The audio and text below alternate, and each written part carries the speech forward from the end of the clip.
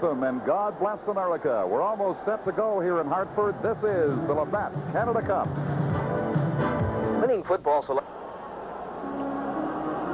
And here they are, Bill Clement, regarded as the best hockey team on this planet, representing the USSR. And you know, all of these names, with the exception of 3, are from the 4 teams that play in Moscow. As the game unfolds, we'll try to identify those teams, but as you mentioned, Don, very powerful unit.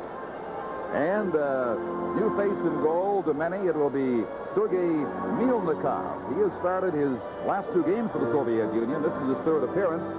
He got a shutout in one of them. That was against Czechoslovakia in a 7-4 win over Finland. We've been looking for Evgeny Beloshakin tonight in his first Canada Cup, and it is Milnikov between the posts for the Soviet Union. Joel Otto will center the starting line for the United States, flanked by Bobby Carpenter and Ed Olczyk, with Rod Langway, the team captain, and Kevin Hatcher on defense against the Soviets' best combination of Larionov, Makarov, and Krutov. This crowd here rising with emotion now as you look at the American players. They have won 2 games already. They almost knocked off Team Canada, and they're ready to roll against the Soviet Union here in Hartford tonight. The referee is Vladimir Schubert from Czechoslovakia. The linesman from Canada, the National Hockey League, Ron Finn, and John D'Amico. Tom Barrasso gets the start in goal, his first start in the Canada Cup for the United States from the Buffalo Sabres. John Van Beesbrook has been very hot, but Coach Bob Johnson says Tom Barrasso is a hot goalie too, and he gets the start. Langway pass to Hatcher, and Rod Langway has to backpedal out on the corner, and the Americans with a slow start dump it behind the net. Tom Barrasso tries to get it clear on the right side. It is forced back to center ice. Great defense pair for the Soviets, Fetisov and his partner Kazatonov. And they will often backpedal to get things going. A good early check in the corner there, that old check, just straight up to the front of Maple Leafs. Involved in that one. His play is whistled down.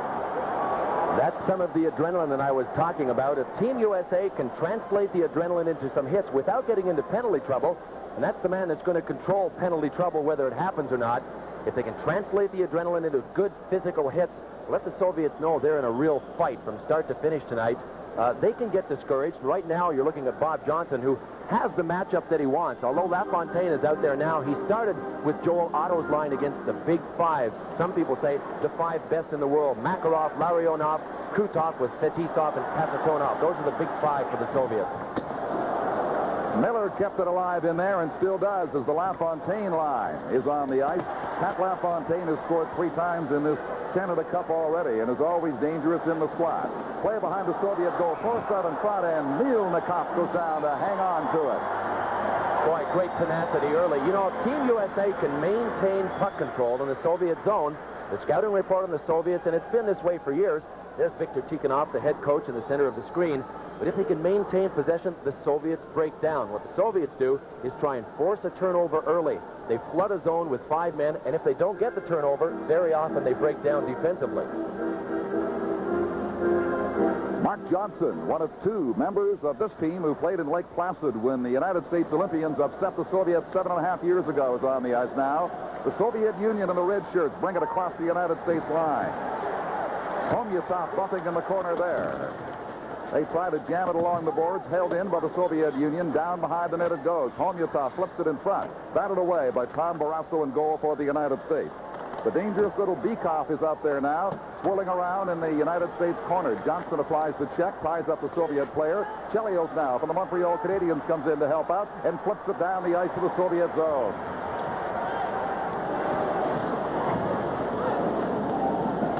Kravchuk won the race for the puck.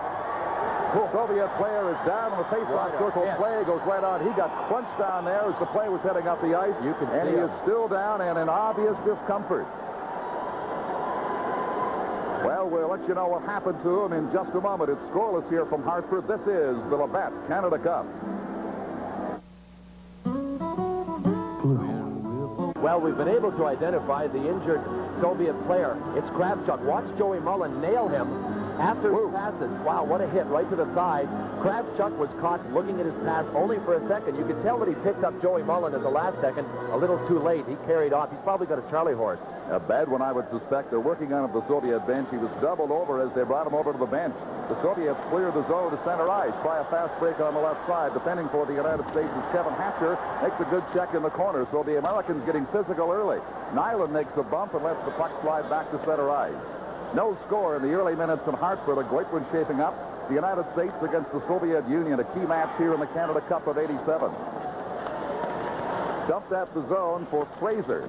And he can't sustain it inside the Soviet blue line. So his defense player now, Kevin Hatcher, gets it across through Rod Langway. The only man on the ice not wearing a helmet, the captain of Team USA. Now back to Hatcher. Lobs it down to the Soviet corner. That, of course, is what the North American players will do. The Soviets prefer to work it in. Big Nyland now in the corner, feeding it out in front for Brook. Couldn't get it to him, and the Soviets start back down the ice with Sergei Svetlov in command. They come in 3-on-2, broken up by Hatcher. Nyland pounces on the puck. He shoots it down the ice. Stopped by the goalie, so the icing call is waved off by the National Hockey League linesman, Ron Finn. Priyakin for the Soviet Union now, bringing it inside the line, getting turned around, leading into the corner there for Housley. Housley recovering from a wicked check in the Team Canada game. The United States lost 3-2 the other night, but he looks to be back to full strength now. Krutov brings it in. It is played off the backboard, still loose and behind the United States goal.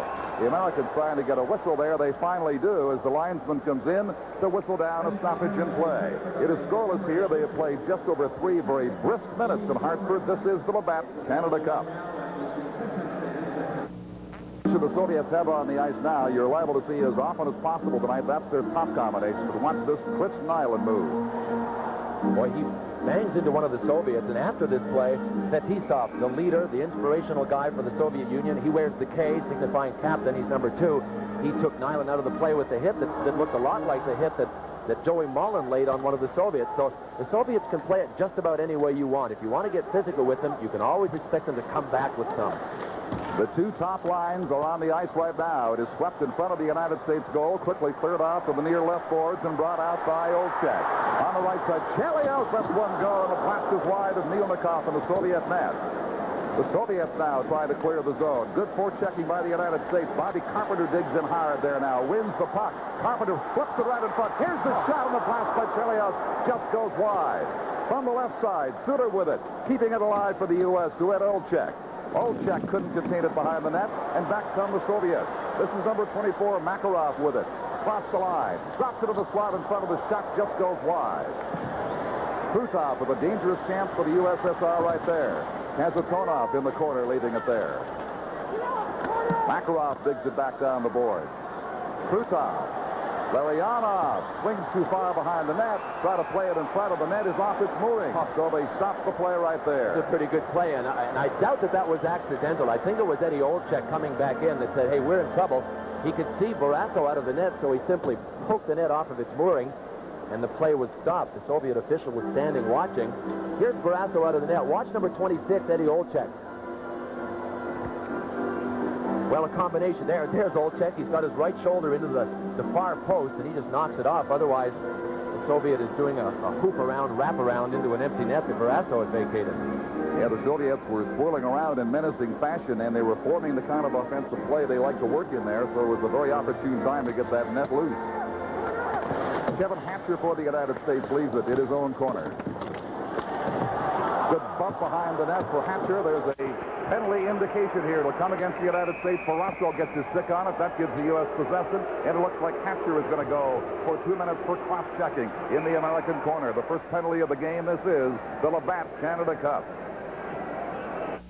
One of the Soviets, we're going to take a look at it.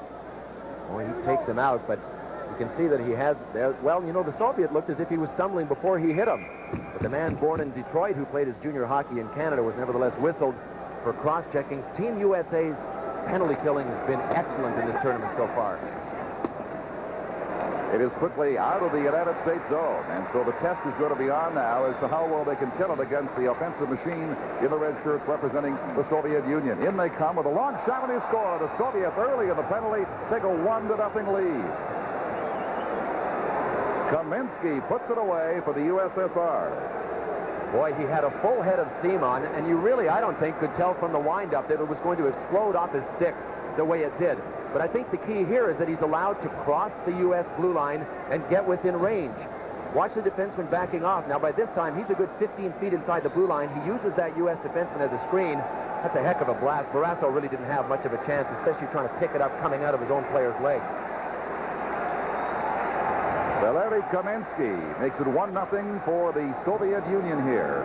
Just shy of the 5-minute mark on the power play with Hatcher in the penalty box for the United States. They're in full strength now, but the red wave continues as the Soviets bring it down to the United States corner. Bumping along the boards for possession.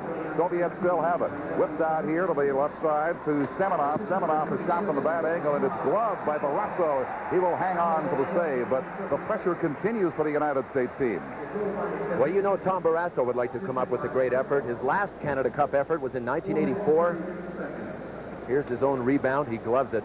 In 1984, the U.S. team really had an excellent Canada Cup, made it to the semifinals, and then were defeated 9-2 by Sweden. That knocked them out of the competition. Tom Barrasso started that 9-2 loss, so I'm sure he would like to have a great effort tonight, pull out a victory, and erase all of the negatives from 1984. Mark Johnson won the draw. There was Brook, actually, from Samak of the Soviet Union back to center ice. Just 16 seconds into the power play. The Soviets struck for the only goal of this game so far, and they are gaining momentum as we continue here early in the first period in Hartford. The United States trying to contain them in the neutral zone if they can, but again, they penetrate the United States blue line. That was Stelnoff coming in. Chelios with it down. On the left side for Fraser. Dumps it across into the right Soviet corner as the Americans pour in after Big Nyland there. A big bump on the boards. Fraser digs for it, can't win the puck. And Stelnoff comes up with it for the USSR with a pass ahead to Homilov. Now this is Priakin. In across the line, and Barrasso with a goal stick pokes it away. Fetisov taken off the play, and Fraser's all alone over the left side. 2-on-2 long shot by Kurt Fraser, gloved by Mielnikov. Makarov now as the Soviets get their big line out, changing on the go. The 1-0 lead over the United States. Makarov to the American line, and Krutov was a step inside. The offside is called with about 6 minutes gone here in the first period of Hartford. 1-0, and this is the Labatt Canada Cup. We have talked about the Soviet units. They always come over the boards in groups of 5, and this is the top unit in the world, the KLM line with Krutov, Larionov, and Makarov up front. They're out there. That'll be a unit that if the United States can discourage, they will really help themselves. They set the tempo, and when they get discouraged, this entire Soviet team seems to let down. Very dangerous combination. Quite often in the company of Fetisov and Kazatanov, but not on this occasion on the blue line. But the attacking unit is there. Larionov circling with it. Off the stick of LaFontaine. They try to work it ahead to LaFontaine at center ice. Don't get it to him. Now Langway for the United States. Hooks it ahead of the Soviet blue line. Delayed offside. Kicked back to center ice by the Soviets. Larionov leaving it there for his defense player Fetisov. Now here is Miller for the United States. LaFontaine, he scored 3 times the tourney. His blast was blocked by the Soviet player Homilov and goes loose in the corner. Makarov now to Larionov. He gets a check in front. Here's the shot. It is right on from Wayne Presley. Rebound, and the play is whistled down, but a dangerous scoring bid there for the United States. Boy, what an excellent, aggressive play by Wayne Presley. He ended up with a great opportunity to shoot on net only because he bowls Krutov right there off the puck. And Krutov is one of the guys on the KLM. He plays the right side on Larionov's right side. He, at times, when you can discourage him, will start bickering. You can see him on the bench actually arguing with his teammates, so he's a perfect guy to bang away at. You don't get a feeling they don't fly KLM. Aeroflot, of course. Aeroflot. They really get those frequent flyer miles built up. Boy, Mielnikov swept around. You mentioned, Don, that he has replaced Yevgeny Beloshakin, who really was the heir apparent to Tretyak's throne when he vacated it as the #1 Soviet goalie. But I think Beloshakin has offended a lot of the establishment. He is a very highly individualistic guy, and they don't really like that. They want to funnel all that individualism into the system, and Beloshakin is bent on being flashy. Just there, Otto won the draw, and Ramsey got a shot off. It was gloved by Mielnikov, and goal for the Soviets. 12:55 to play in this first period, and there is Chuckles, Viktor Tikhonov, the coach of the USSR. He looks pretty quiet there. We don't know that much about him. Of course, we only know what the Soviets tell us about them, but he is a confrontational kind of guy. Every once in a while, you'll see him arguing with his players to the point of actually cuffing the odd one on the side of the head on the bench. He gets pretty severe. Svetlov bringing in now. Bikov bounced off the puck there, regains control temporarily. Now it slides out to the neutral zone. And this is Stelnov starting a play for the Soviet Union that goes awry. As the Tonov in behind his own goal, being watched there by Bobby Carpenter. The Soviet defender brings it away now with a pass out to the blue line to Bikov. Bikov, the smallest player in the Soviet team, just 5'8", forces the puck inside the zone, but that's going to be called on the offside. They'll face off just outside the United States blue line. You know, the Soviet coach Tikhonov we talked about a while ago was asked about glasnost, how it'll affect hockey, and he shrugged and smiled for a rare time and said, glasnost has been a part of hockey for a long, long time, and I guess it really has. The Canadians, Americans, and the Europeans, including the Soviets, just got to know each other very well. Well, the blue line tonight is going to be such a key area, at least the defensive blue line. And here you can see the U.S. defense backing in. That is the kind of possession that the Soviets thrive on. If Team USA doesn't want to stand up, the Soviets will eat them alive sooner or later. They're really going to have to defend it. Top chance down there on the bounce, and Milnikov had to be very careful of that with Aaron Broughton Townsend ready for the rebound that almost came to him. Shooter keeps it in now right in front. Great chance for the United States. Still loose to the Soviet zone, but the Soviets come up with it and they can knock down the ice 2-on-2. Over on the right side, Lomakin running right in on goal, still alive at the blue line. They are so quick and they are so dangerous. You cannot relax for a split second against this team. The Soviets lead 1-0. 11:45 to play in the first period here in Hartford. But the U.S. has regained a certain measure of poise since that power play goal by the USSR. They come swirling away across the United States line again. The backhand shot not taken by Lomakin. Still in control, though. They try to work the perfect pass and make it one pass too many to Semenov over in the corner. Semenov brings it out in front now, chops away at it, can't get a shot, and it is whistled down by the referee from Czechoslovakia, Vladimir Schubert. That'll force a face-off outside the USA line. I think he just whistled down a hand pass by the Soviets. You know, we can see evidence already of one of the Soviets' trademarks. That is, they mesmerize you with the puck. In their system, the playmaker is usually the man without the puck. So what they do is try and mesmerize, get all eyes glued to the puck.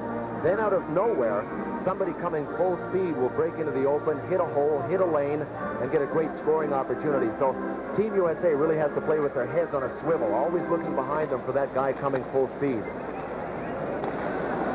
Here is Kazatonov for the Soviet Union now. He works it ahead to Semak inside the zone.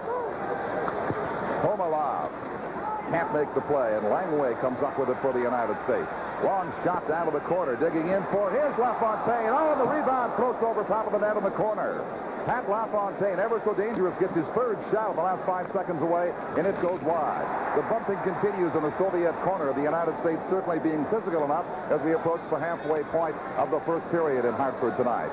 1-0 for the USSR. A delay now as Komarov has to wait for his teammates to get back on side. Now they come away inside the line, and a big hit right there by Presley, number 14. LaFontaine in over the line, got turned around off balance, slides it in front, still loose in there, but Makarov down the corner is being watched. The Americans doing some impressive forechecking in the Soviet zone and putting some pressure on. Still 1-0 for the USSR. This is the Labatt Canada Cup. Well, Bob Johnson's game plan obviously involved a lot of hitting. Look at Wayne Presley come charging through, and he actually missed his man, did a bit of damage on upended him, but had Presley nailed him, we might have seen another Soviet carried off. Well, the U.S. third line now centered by Bob Brook with Kurt Fraser and Chris Nyland on the ice against the Soviets' top combination centered by Larionov. Milnikov leaves it behind his goal, but he's been tested severely, certainly by LaFontaine, in the last minute or so of this hockey game as we now reach the halfway mark of the first period here in good, exciting international Canada Cup action in Hartford. Igor Larionov, a young legend in Soviet hockey. They like to, as most Europeans do, take it back to form the play going forward. And the dangerous defenseman Fetisov now brings it to the center red line. Dumps it across the United States blue, and they go. They make the feed. Down goes Barrasso and makes a sparkling save off Krutov. He shut off the short side to him and forced him to jam away, and Barrasso had it all covered up. Boy, once they get that speed in the neutral zone, and they're not afraid to circle back, Don, as you mentioned, that's something that we're a little more reluctant to do in North America. But once again, you can see the U.S. defenseman backing in so that Larry Onoff is able to feed Victor Krutov. Boy, he took an awful hit behind the net. Larry Onoff is probably their most underrated player. He centers the KLM line, and he doesn't get the recognition simply because he doesn't score that much. Very similar to our system over here. If you don't score, you don't get the recognition. But he's an excellent playmaker and perhaps their best all-around forward. Bobby Carpenter now coming ahead on the play as the United States won the faceoff. A Carpenter line with Otto and Olczyk on the ice. Now Olczyk just yesterday traded to the Toronto Maple Leafs, so the United States at least offers the Maple Leafs a player in this Canada Cup, which they didn't have before. It had to come via trade to the Chicago Blackhawks. Jamming in the corner is Carpenter. Olczyk following suit now as they're trying to tie the Soviets up, win the puck, win a break in the USSR zone. But the experienced Soviet team works it back to the neutral zone, and Chelios now has it bouncing away from his stick in the United States corner. He gets some help from Suter as they go in behind the goal. More bumping, good hitting by the United States in the early minutes of this hockey game tonight, and it might pay off for them down the road. They trail by a goal now, less than 9 minutes left, 1-0. Kazatanov will chase it down beside his goal, left there by Sergei Milnikov, the starter in goal tonight. Sergei Svetlov now wheeling with it. Leaving it for Kazatonov. And he will take it back the other way. Under the watchful eye of the United States forecheckers. Joey Mullen, a doubtful starter with a bad knee, is on the ice forechecking now for the United States. Here come the Soviets back to their own blue line now with Semenov. He starts it off with a left wing pass inside the United States line. Closing in Barrasso, save, rebound in front. Not a good chance on that. They bring it across again, back to the point. Kazatanov flipping it across the edge of the crease, and it rolls to the United States corner. The Soviets ever so dangerous and ever so quick. Shot to the Soviet corner as Bratton pursues it there against the veteran Vyacheslav Fetisov. And Fetisov wins that contest. The Soviets, so quickly they come back to the United States line. LaFontaine gets the puck on his stick and shoots it back to center ice. Less than 8 minutes to play in the first period, and Coach Bob Johnson warned his team. He said, you'll skate harder tonight than you have in your entire hockey careers. The Soviets will force you to do it, and indeed that's what's happening right now in this first period. Offside called at the United States blue line. It remains 1-0 for the USSR over Team USA in Hartford. This is the Labatt Canada Cup. Czechoslovakia had to win today to keep their medal round hopes alive, and they beat Finland 5-2 to do that. The Finns seem doomed to the basement. The Czechs and the United States look to be the contenders for maybe the 4th spot, unless the United States can certainly upset the Soviets here tonight. What an upset that would be. They trail 1-0 right now. Well, that certainly creates a bit of a build-up for the final game of the round robin for the United States and Czechoslovakia. Since they play each other, it could be the game to decide which one makes the Final Four and which one packs it up. Very likely that will be the case. That game coming up on Sunday. Pat LaFontaine, who played on the '84 U.S. Olympic team in Sarajevo, spearheaded that club. And with the New York Islanders ever since, has scored 3 goals so far and almost got a 4th in this first period tonight. He has really done what he's had to do. We have talked about how the United States team was a little light in the goal-scoring department, but LaFontaine was 38 last year in the NHL, and Joey Mullen was 47. Had to be called upon to do their thing. LaFontaine has really come through for Bob Johnson. LaFontaine with Miller and Presley set to space it off in the Soviet zone. John D'Amico with a word for the Soviet. Now he'll back LaFontaine off a little bit, too, and get play underway again here with 7.5 minutes to play the first period. Great scoring chance in front for Kelly Miller. And Milnikov didn't give him much to shoot at. The Soviet goalie held his ground there against the United States attacker. Otherwise, it could have been tied up in a hurry. Now Miller at his own blue line trying to come away. The Soviets back checking very nicely. That is Priakin breaking the play out.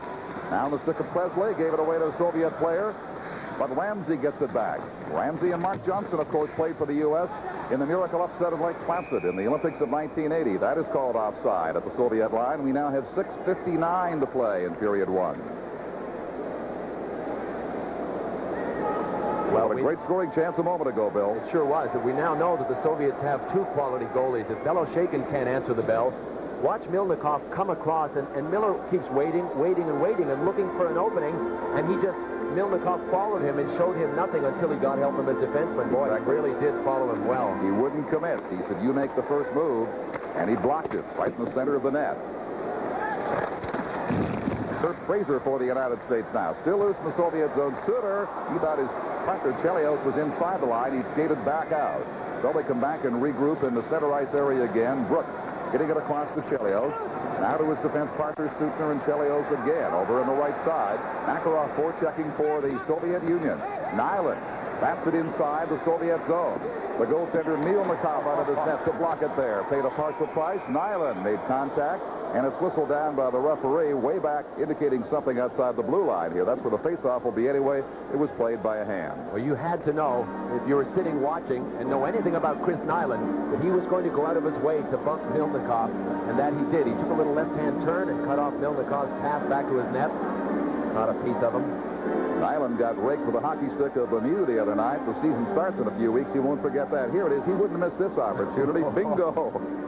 Mielnikov gets a blast from Nyland. I think he took it easy on him. He did, really, compared to what he has been known to do. This Nyland, a man with ambitions to make the National Hockey League, he's done that. He said later in life, he said, I wouldn't mind being the mayor of Boston. A man with very lofty goals. And tonight, the goal is to beat the Soviet Union here. Langway leading it. The Soviet players coming in with Makarov, Larionov, and Krutov. Krutov circling. His shot goes well wide of the net, but it's tailed in on the right side by Kazatanov. Now Langway fails to clear. Still loose in there. Krutov, oh, and he tried to set up. Makarov at the edge of the crease. The puck just rolled beyond his grasp. Loose in the United States faceoff circle, and now shot back to center ice.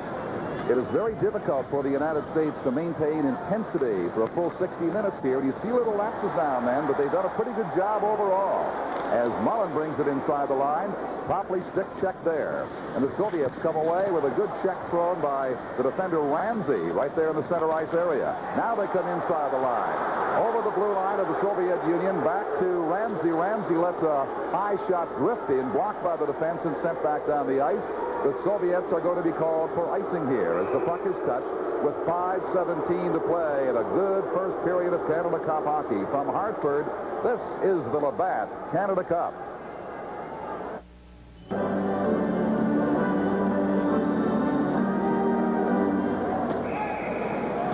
They'll drop it again, not drop fairly. Pat LaFontaine had won the draw for the United States there, but they'll repeat it in the Soviet face-off circle to the left of Sergei Mielnikov. I'll tell you, if you love fast-paced, good hockey with good skating and hard checks, you've got your money's worth already here. We're not yet at the 15-minute mark of the first period. At the point, here is the shot, the great save by this goaltender, Mielnikov, who continues to impress.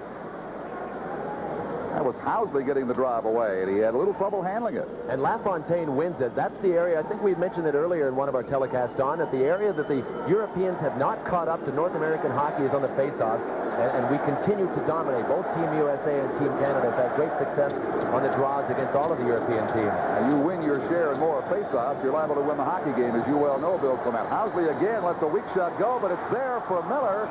His shot was blocked, and now a whistle stops the play again.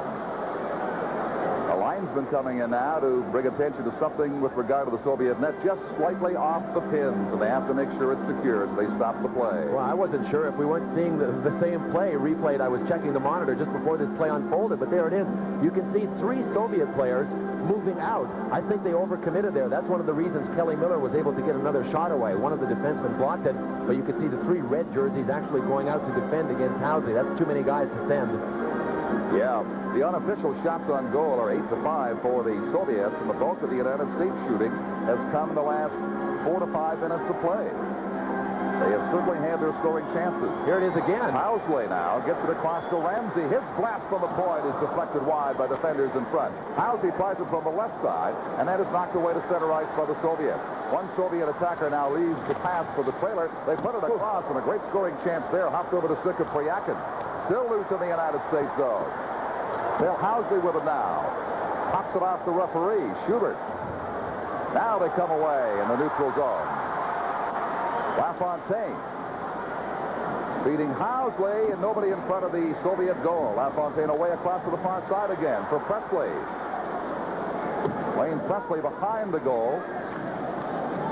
Kelly Miller digging for it there. Back to Presti for LaFontaine. Couldn't get it to him. And the Soviets come up 2-on-2 now with 4 minutes and 18 seconds to play in the period. Good work by the United States defenders there. They bring it out across the line on a big check as number 30, Semenoff, goes down in the pile. Oh, Nyland just ran over him. They swirl and they skate, and now they come away inside the Soviet blue line. A Soviet player has been injured at center ice, and the play is stopped there. That was behind the play. I didn't catch what happened to him, but obviously he got quite a hit. Well, Gary Suter is standing there with what is left of a hockey stick. His blade, I think Suter uses the metal. Oh, wow, there's some blood, too. He's been cut. I think Suter uses the metal shafted stick with just the wooden blade that fits into the end of it. And you could hear a crack from up here. I didn't see what happened, but I heard a crack.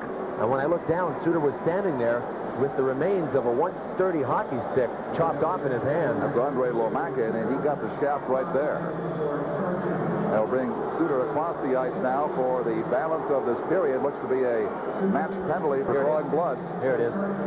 Or a 5-minute major at least. Well, you can see at the bottom right of your screen the collision. You weren't able to see what happened. It almost looked like Lomakin was getting his stick up on Suter, but it was Suter's stick that ended up in a couple of pieces. The two benches, as you see, are side by side here. Well, there's some ill feelings at this moment going back and forth as D'Amico now tries to keep them separated. Here's Bobby Carpenter. That's the end of the blade from Gary Suter's stick. It's not much good to him. I think the part that actually slips inside the metal blade was sheared right off at the heel there. Wow.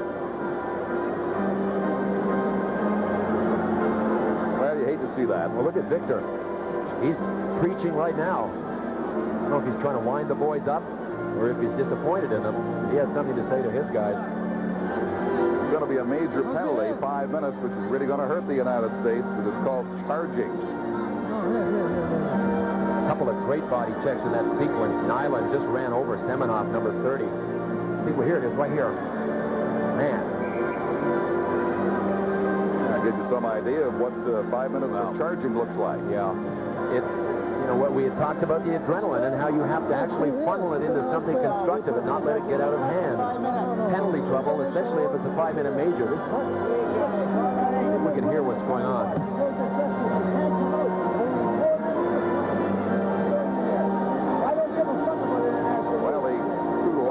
For the game are from the National Hockey League and representing Canada. The referee is from Czechoslovakia. There he is, Vladimir Schubert. The only goal of this game on the power play by Kamensky, so they've got one that way already. The only American penalty that the United States has had to worry about and defend against. Now they get their second from Suter, and you could almost expect the worst here from the Soviets.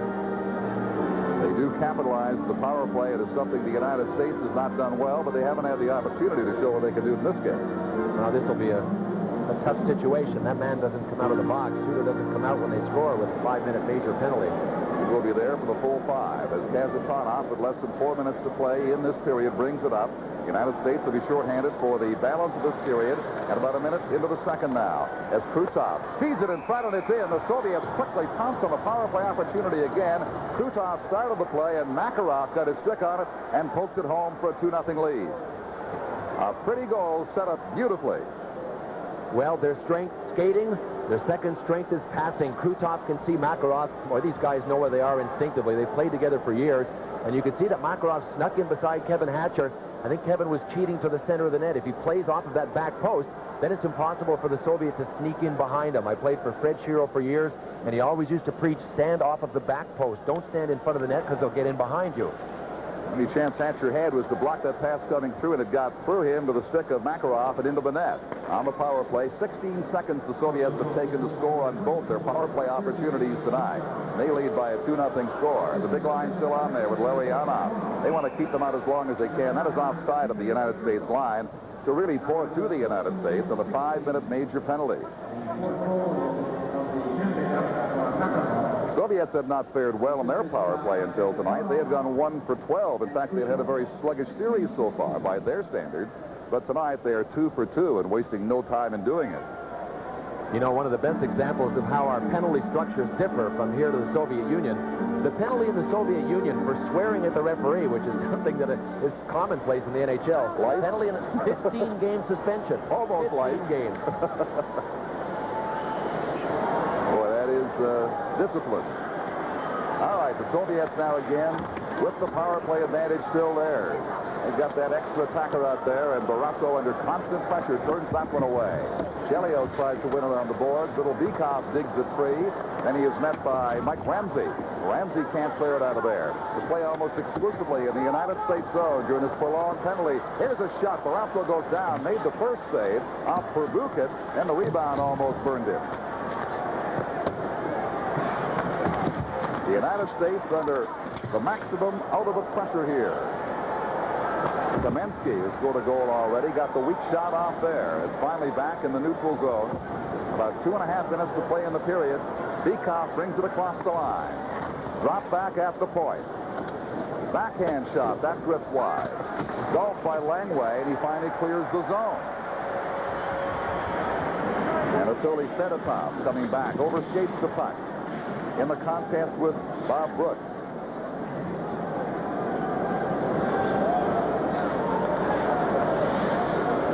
Here they come again at the line off the left boards. The Soviets has a Tanov. He's got Fetisov on the right point. He feeds him. Fetisov was challenged there. Turns quickly, makes the play by the side of the goal and right in front. A great chance there by Semenov, and Barrasso blocked that. It was almost 3-0. Excellent save by Barrasso. He had to get that right pad over so quickly. Semenov had it pegged for the far corner. A minute 40 to go in the period. The United States shorthanded.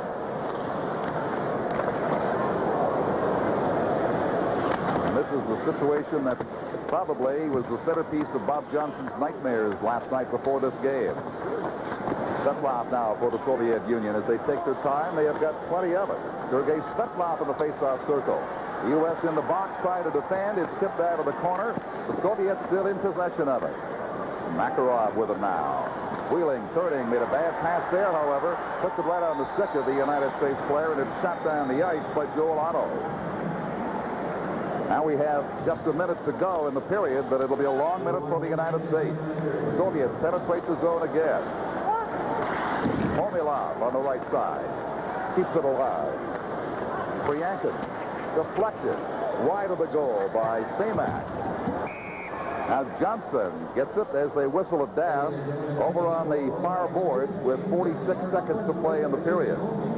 Now, if there is one positive thing about this 5-minute major penalty, is that 1 minute of it is going to take place in the second period. We're down to 46 seconds to play, and it could be a lot worse.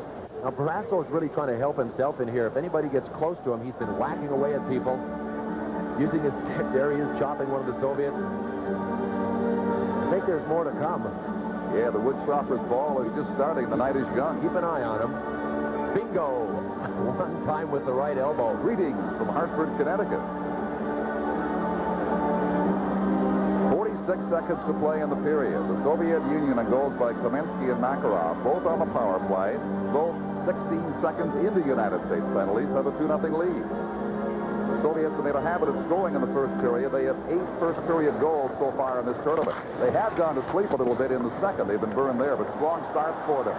Off the linesman, Finn has to defend himself with the side of the head as the puck bounced up on him. He has a Tanov now for the Soviet Union. To Priyakin. Cross on the right side. Semak. Lost control. Bobby Carpenter. He gets turned around, but whirling blasts it as he turns. And it was right on goal, Mielnikov. 15 seconds to go in the period. One more attempt for the Soviets here, and that's broken up very quickly at the blue line. Here's Bobby Carpenter now. Looks it down to the right corner. The United States Johnson takes a shot at a Soviet player going into the puck. Wins it behind the goal, feeding it out here. Oh, hop past the stick of Ramsey. It'll slide down to the corner, and that'll take care of the time in the first period. The Soviet Union, the United States played well, but oh, those penalties can kill you, and they sure did, as the Soviets capitalized on them for a 2-0 lead after 1 over the United States.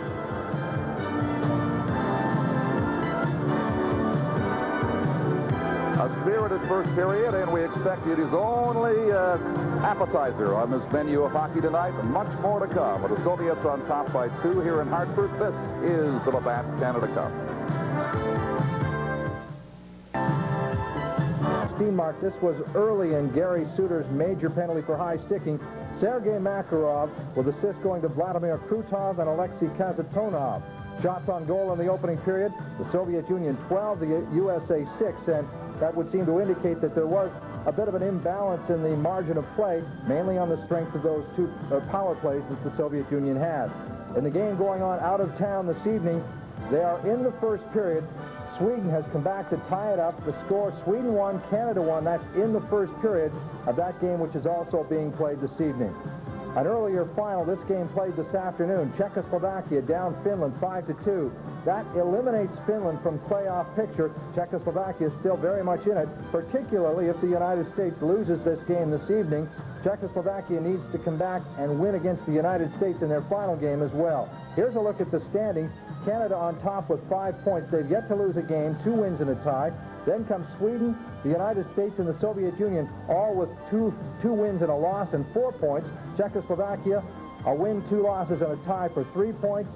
The Czechs and the United States play a game on Sunday. That's the final round-robin game for each team in the tournament. It could very well decide who goes on to the round of 4 and the medal round. The last-place team, of course, is Finland. They are winless in 4 starts.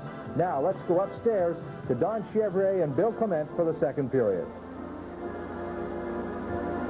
All right, Steve, and we are ready to go here with the United States in a hole, trailing the Soviets 2-0. Barrasso, head hung down. He is really concentrating, almost meditating down there. He seemed oblivious to all the encouragement from his teammates as they whacked away at his pads, coming around traditionally as they do.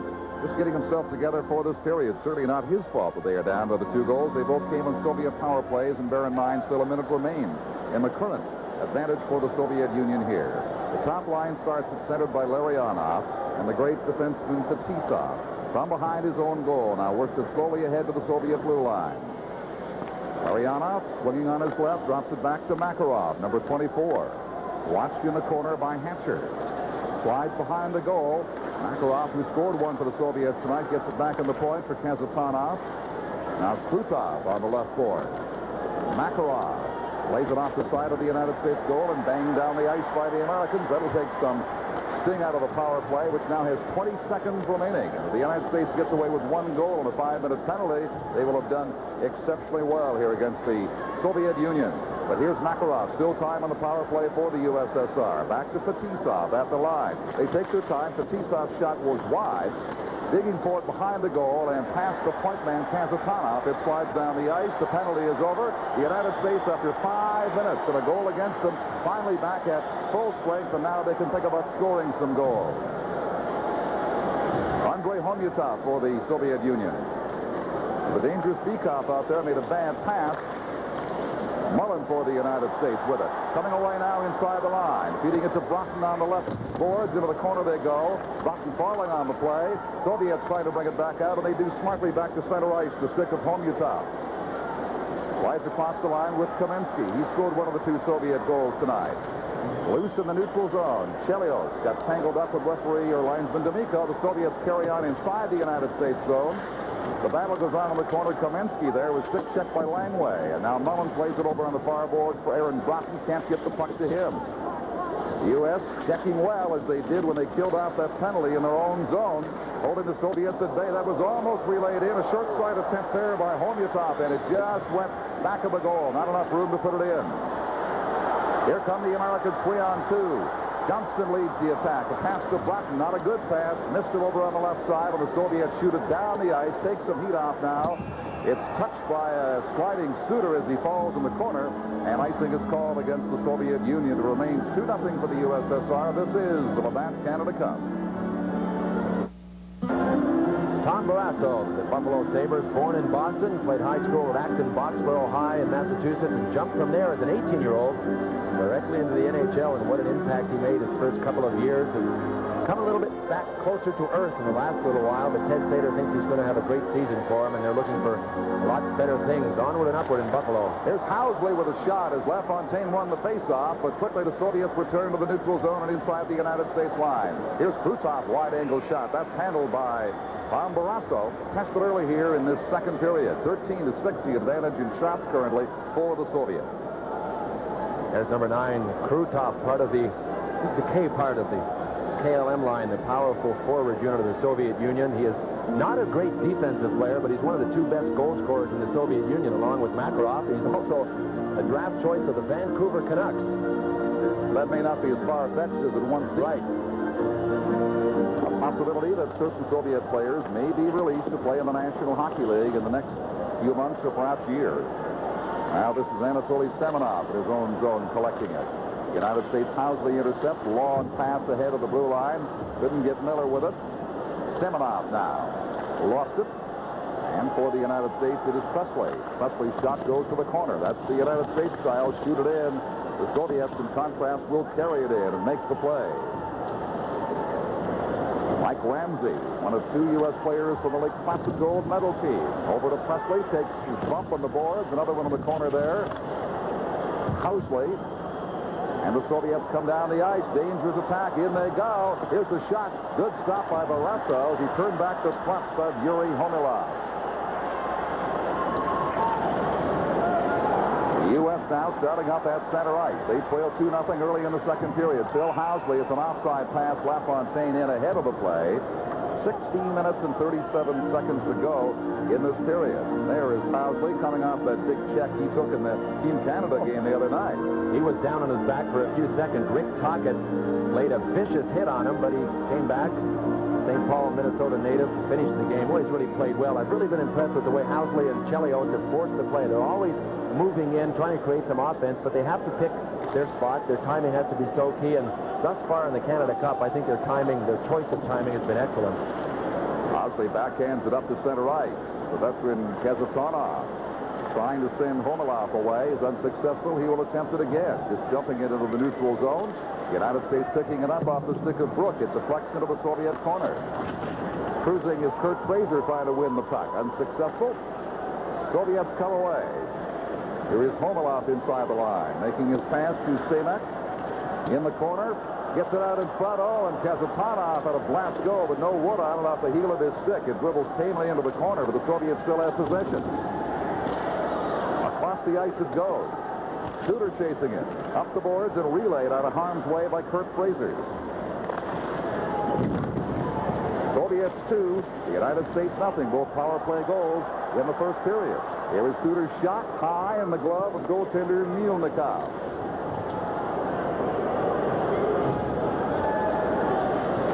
Chelios across to Suter. The Brook line as Brook, the center, tips it down the ice. Firing now. They'll give way to the line centered by Joel Otto, the number 1 line for the United States. Langway and Hatcher on the defense, and the Soviets bring it back down the ice. They hit the line, and inside they go.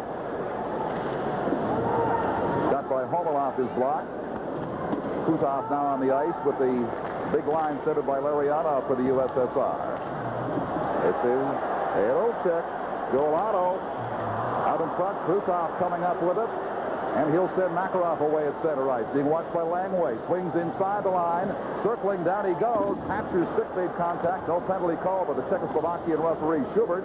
And it's back out over the United States line. Past the 5-minute mark of the second period. Still 2-0 for the Soviet Union in the Canada Cup in Hartford here. Barrasso blocking it behind his goal. Hailed into the point by Fetisov. He gets all tangled up there in the grasp of Suter. And the United States starts to play on the left side. Good forechecking by the Soviets there. Bikov kept it in. They made a line change on the United States. They're a little bit pressure right now, perhaps. Here is the wide-angle shot by Joey Mullen, and that is handled very easily by a very competent young Sergei Mielnikov. This is the Labatt Canada Cup.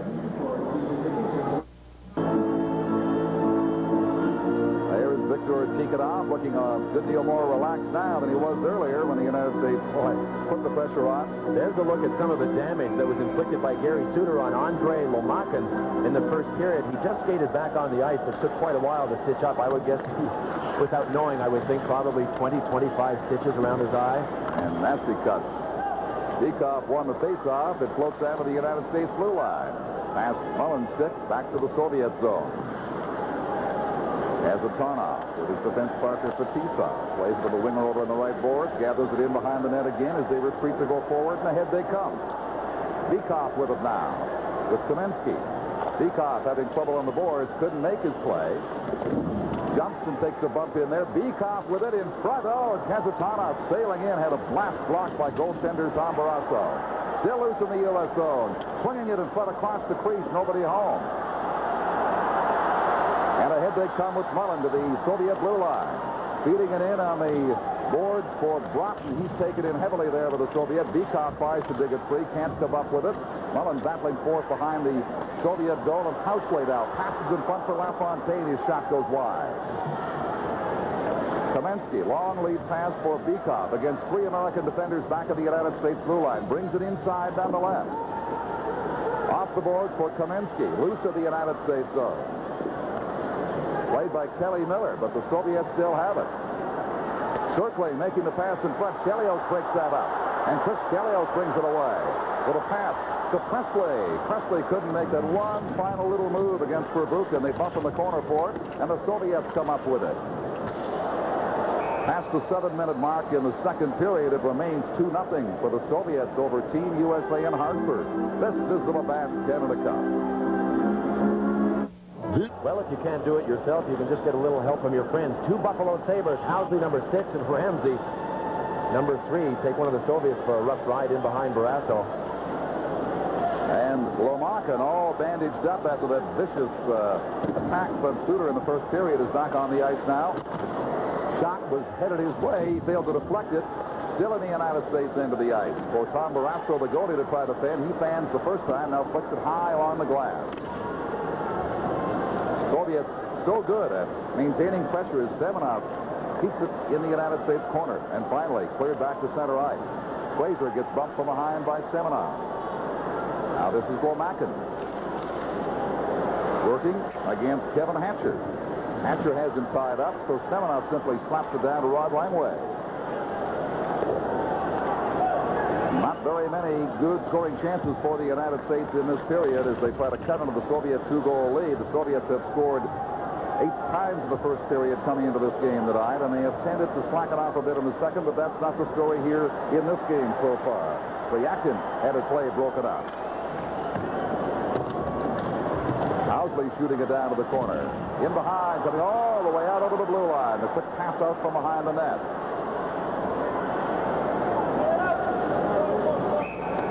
And that'll be called on the offside at the Soviet blue line. With the score remaining 2-0 for the USSR here in Hartford. This is the Labatt Canada Cup. With Bill Clement and Steve Cooney, this is Don Chevrier back with you in the Hartford Civic Center. 2-0 for the Soviet Union. Both goals and power plays in the first period. The United States with only 1 shot on goal here in the second period, which is about 9 minutes old. Quick wrist shot coming in from Samak. Blocked by Barrasso. He's been equal to almost every occasion. Certainly he has here in the second period. Mike Ramsey. Passing ahead for Carpenter. Carpenter just picks it, lets it roll to the Soviet zone. A big hit on the boards there by Ed Olchek. Now the Toronto Maple Leafs. Otto working with him behind the goal, and this is Kazatonov. Sending it away in the center red area. Priyakin. Back on the American. Ramsey's shot. Blocked by the defender. And back pedaling goes Igor Stilnov. Lotting it down the ice. Barrasso in the corner as the puck was touched. It is not icing. Allows the play to continue as we approach the midway point in this period, the midway point of the hockey game. Quick chance right there for Mullen, but just a foot offside. At the Soviet blue line, they stop the play. Well, Team USA certainly doesn't seem as if they're going to back off of the physical game. Now they seem to be controlling the adrenaline a little better. Watch this hit by Eddie Olchek. Up and away. If we had had a camera angle to show you the entire end panels of glass, the entire end of the building seemed to sway back about 15 inches and then come back into place after that hit. Looked like an earthquake had taken place. Here is the dangerous Krutov, testing the left side, swinging smartly in front. Can't get his shot away. Held at bay by Chris Chelios. Flips it across the ice for Fetisov. Across to Larionov. Now the temporary point man. He lets a shot go there. Barrasso, partial screen, makes the save for Chelios. Long lead pass for Mullen. Can't quite connect with it. So Chelios will try it again. Skates around Fetisov smartly for Mullen. Shoots! Scores!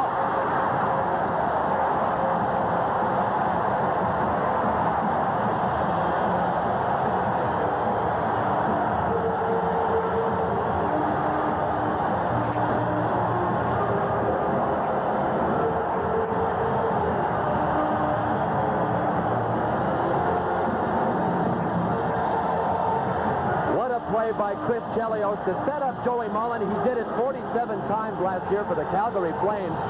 That one, Milnikov cannot get to in off the far post. What a great spot for Joey Mullen to shoot from. I'm sure his eyes were as big as saucers once he wound up. The Soviet defender didn't get over in time. It's a great spot for Mullen to shoot from. He's one of the most dangerous snipers in the world from that area of the ice. He made no mistake. It's 2-1. Pinpoint accuracy by Mullen, beating him on the 6th side of the far corner of the net. The United States a goal down now, and they are alive, this crowd, and roaring in the Hartford Civic Center. Kelly Miller beating from Presley too far. Vasily Pervukin getting it back to the center ice area for Langley of the United States. A little over 9 minutes to go. In a fast-paced second period here. Mullen from Chelios the goal at 10:28 for the United States to cut the lead to 2-1. Long left wing pass over 2 lines to Presley, and a great scoring chance denied there on the offside pass. 2-1 for the Soviets. This is the Labatt Canada Cup. Joe Mullen on loan from the Calgary Flames to Team USA gets his 3rd goal of this Canada Cup Series, and a mighty big one for the United States. He was a doubtful starter with a bad knee, skated in pregame. They said, okay, let's give it a go, and he gets the goal. More pressure now from the United States. Ramsey shot in his glove high by Milnikov. It was almost a tied hockey game. Well, that's about all that's left for Ramsey to do to top off this game. He's just had a standout defensive game. Here he's going for a high shot to the glove side of Milnikov. That's a 10-bell save. Milnikov really rocked him. Ramsey got a good snapper away. And he was going down, too, which made it a little longer distance to move that glove, going from down low up high. Mike Ramsey has been so strong defensively. Has been through it before. Part of the 1980 gold medal team in Lake Placid, along with Mark Johnston, also in this lineup for Team USA. So some deja vu for those two. It's shared by their new teammates now. They're in a hockey game trailing 2-1. One of many Minnesota natives playing for Team USA. Mike Ramsey, born in Minneapolis. Ted Sater is only complimentary about his favorite defenseman. He says he gives me 100% every night. He's Mr. Dependability. Brooks with Nyland and Fraser, and the Soviets succeed in working it back to the center ice area, and they come 3-on-2. Drop there. Here's the pass coming down to Playakin. Leaving it in behind the goal for the man we talked about a minute ago, Mike Ramsey, and he clears back to the neutral zone. A little over 8 minutes to play in a blistering second period of Canada Cup action. Here come the Americans with a wide shot from a sharp angle by Fraser. Sails wide and hard off the board. Housley with it now. Digs into the right corner. Centering pass all the way across to the other side. And cleared by Priakin back to center. But for the first time in this game, the consistent pressure is on the Soviets, not on the Americans, as it was for much of the first period. In they come again with Housley leading the attack. Just over the line. The Soviets clear. Popped over Ramsey's stick of the United States. Get the long feed from Barrasso to come back over the line. Here's Carpenter's shot going wide. Bobby Carpenter's slap shot just missing the target. Soviets with the attacker going in and 2 trailing quickly had that play broken up. Here's Carpenter, and it's offside by a foot. That's the Soviet blue line. 7.5 minutes to play in the second period. This is the Labatt Canada Cup. Well, one of the reasons Tom Barrasso is on this hockey team, besides his ability to stop the puck, Lou Nanne said, I need goaltenders that can handle the puck, and both Barrasso and Van Biesbroek do it well. There's that long pass to Housley. Housley fed Aaron Broughton, and another dangerous scoring opportunity, but Barrasso's excellent controlling the puck in behind his head and getting it up ice. He really caught the Soviets sleeping on that one. Once in a blue moon, you'll see in the scoring summary a goalie getting an assist. That's the way it's done.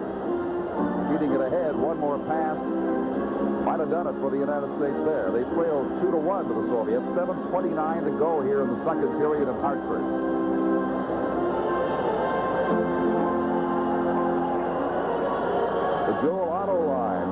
Belichick and Bob Carpenter for the United States. Getting a lot of ice time tonight. Their top attacking unit. Here's Chelios, a long shot, partially screened, and Mielnikov handles that. He's been very cool. Saved the one goal that beat him tonight. By Mullen.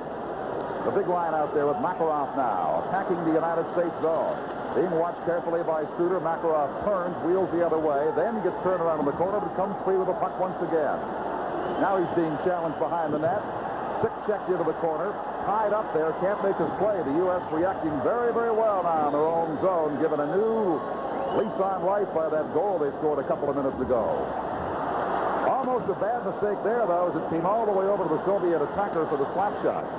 And almost got through. And here comes Joe Otto with Olchek. And Carpenter past the Carpenter right wing. Carpenter shooting! And a great save by Sergei Mielnikov.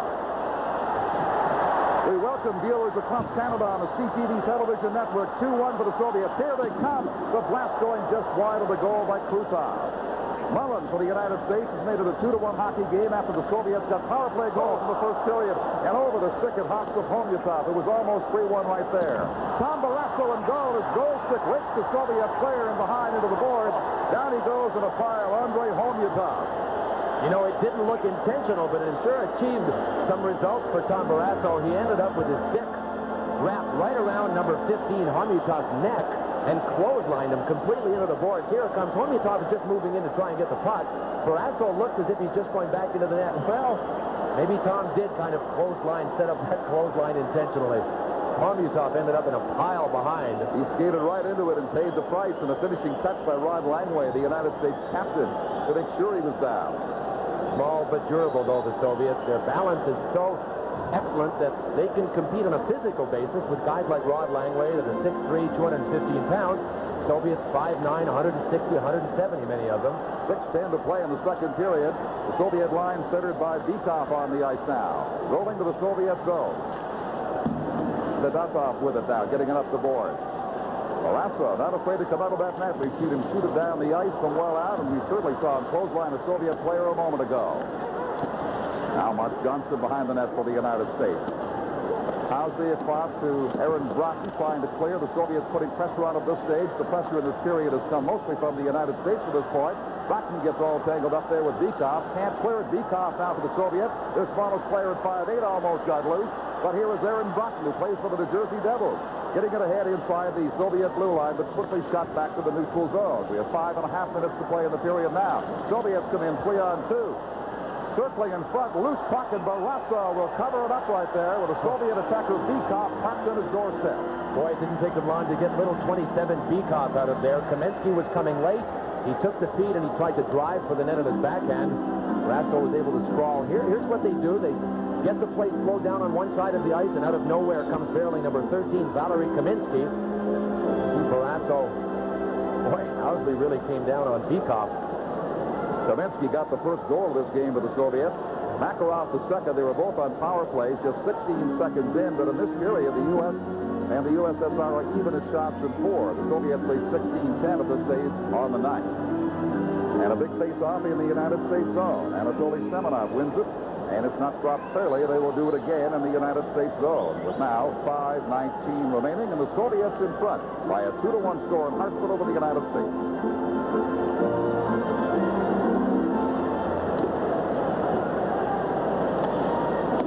Chris Chelios up the far board. Semenov gets a bump from behind from LaFontaine, carries on, keeps it alive for the Soviet Union.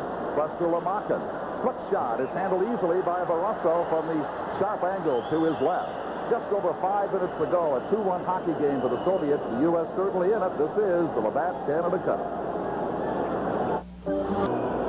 Well, it might be tough for Andrei Lomakin to get to sleep tonight. That will be a throbbing area of his body. What a blow he took. Looks like he's been in a car accident. He was in a hockey accident. Maybe not an accident. I was going to say.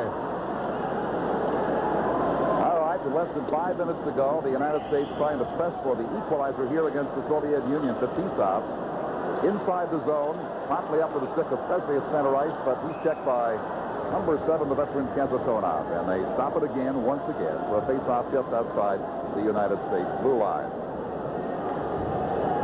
Reminder reminder, this telecast is protected by copyright. Any unauthorized use of these pictures and accounts of this game are strictly prohibited. Here's a look at Anatoly Semenov. Kind of an interesting scouting report. You watch the Soviets often enough, and you're able to figure out whether or not they prepare mentally for the game. Semenov's a big, strong, tough winger that doesn't always prepare mentally. You can catch him sleeping and ill-prepared for certain games and make him look bad out there. This is Rod Langway across the ice to his defense mate Hancher. Rolling it ahead inside the Soviet zone. Stamak played it behind his net. And they come back with it to the neutral zone. Now the attacking area inside the United States blue line. Down goes the Soviet player Pryakin there as he met Hancher. Hancher playing with only one glove. It came off in the confrontation. They get it to him.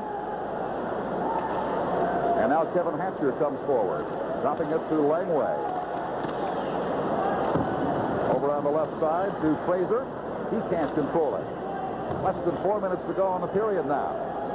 For the Soviets, Omilov rolls a lazy shot to the side of the goal. Barrasso, aggressive as ever, shoots it almost out of the U.S. zone. Dumped into the right corner. Makarov collecting it for the Soviet Union. Swinging away at the blue line. Hitting the United States line. Makarov stick-handing beautifully. Feeds across the other side to Krutov. He couldn't connect on the play.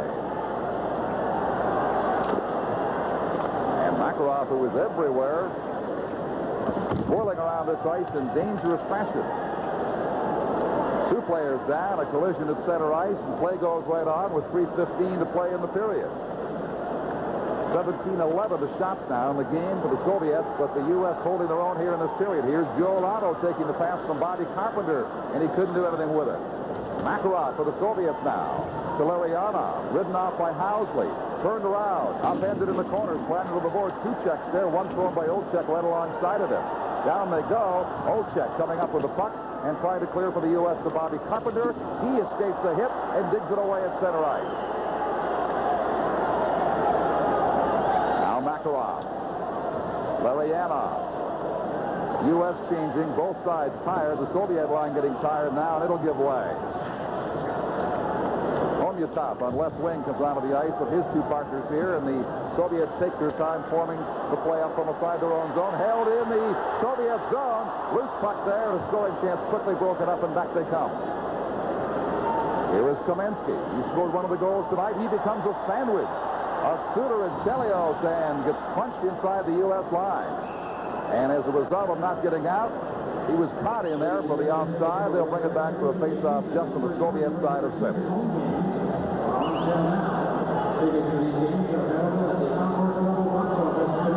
You know, Team USA wants to hope that number 13, the man that's getting sandwiched here, doesn't wake up. He's hot and cold. He has been criticized in Soviet hockey, especially by Anatoly Terezov, the father of modern-day hockey. He's been criticized for indifferent play. So one night, Kamensky will give you the big effort. He scored one tonight, but other than that one shot, Don, he really hasn't done that much. But when he decides to wake up, we saw him at Rendezvous 87 against the best from the National Hockey League when he scored 3 one night. So when he's on, he's really on. He's only 21 years of age, and maybe if that was his alarm clock, it just went off on that double collision he got caught in. Wake-up call. Might get his attention. 2 minutes to play in the second period. The Soviets holding a slender 1-goal lead over a revitalized United States team. They have played much more aggressively and effectively. Here's a chance right in front, but LaFontaine bangs away, and Neil Nikoff somehow kept it out. Boy, Wayne Presley has been throwing his body everywhere, and so much happens when they take the Soviets deep in their zone. It seems that every time Team USA has been able to move in and bump the defenseman off of the puck, we'll watch it here. There's Presley. Nobody is there but white jerseys. There's number 11, Kelly Miller, moving in. LaFontaine's jamming away at it. But they're continuing to take the man, and I think that's a key. They're still in this hockey game. Team USA, all over them. LaFontaine almost collecting his 4th goal of this tournament right there, which would have tied it. They gave out 10,000 United States flags tonight. The little ones you saw in the background are the ones they issued. It certainly had cause to wave them here in the second period. Down by a goal now after it looked the Soviets might run them out of the building in the first period. The U.S. has saved for penalties here so far to their advantage. LaFontaine couldn't get a shot away, gets a second chance, gets turned around. The check is made by Lomakin. The Soviets coming back now to center right. Svetlov going, and Svetlov scores! Oh. It's a 3-1 hockey game. One of the fastest skaters in the world, Sergei Svetlov. You see that he not only has legs, he's got great hands. He came down on a 1-on-2 situation, and what a dipsy-doodle right-to-left move.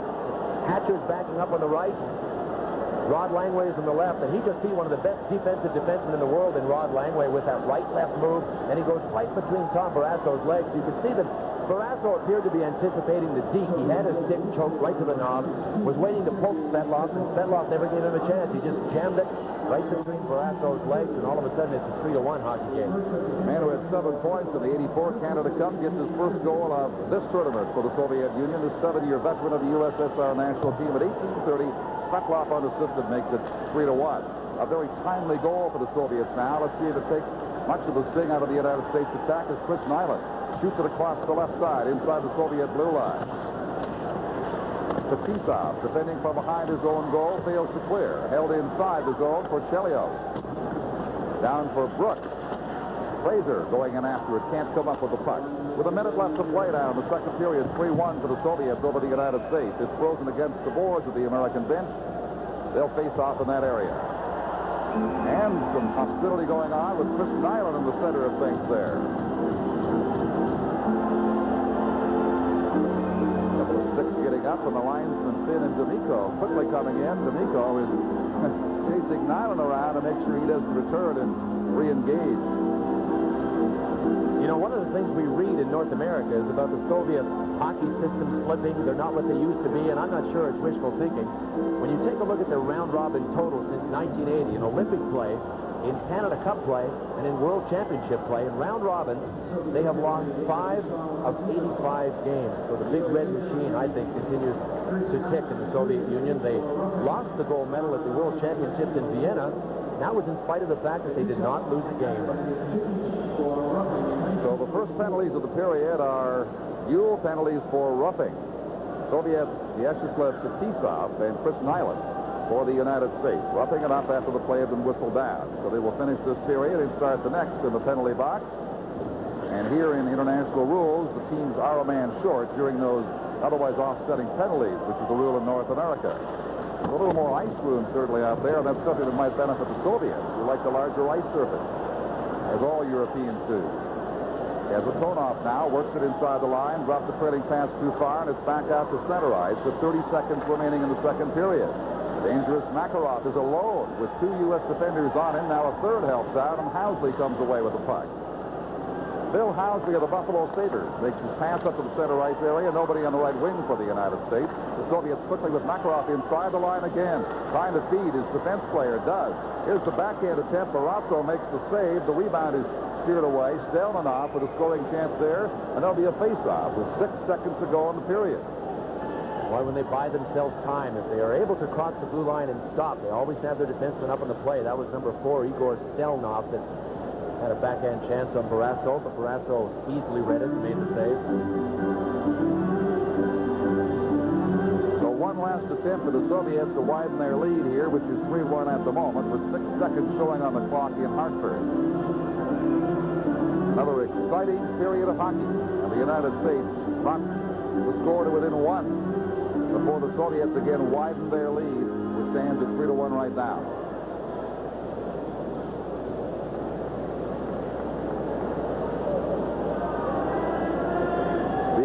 Trying to feed Homyatov, can't get it to him. Instead, it's in the stick of Suter for the United States. Out to center ice, 1 second left, and that is it for the second period of play.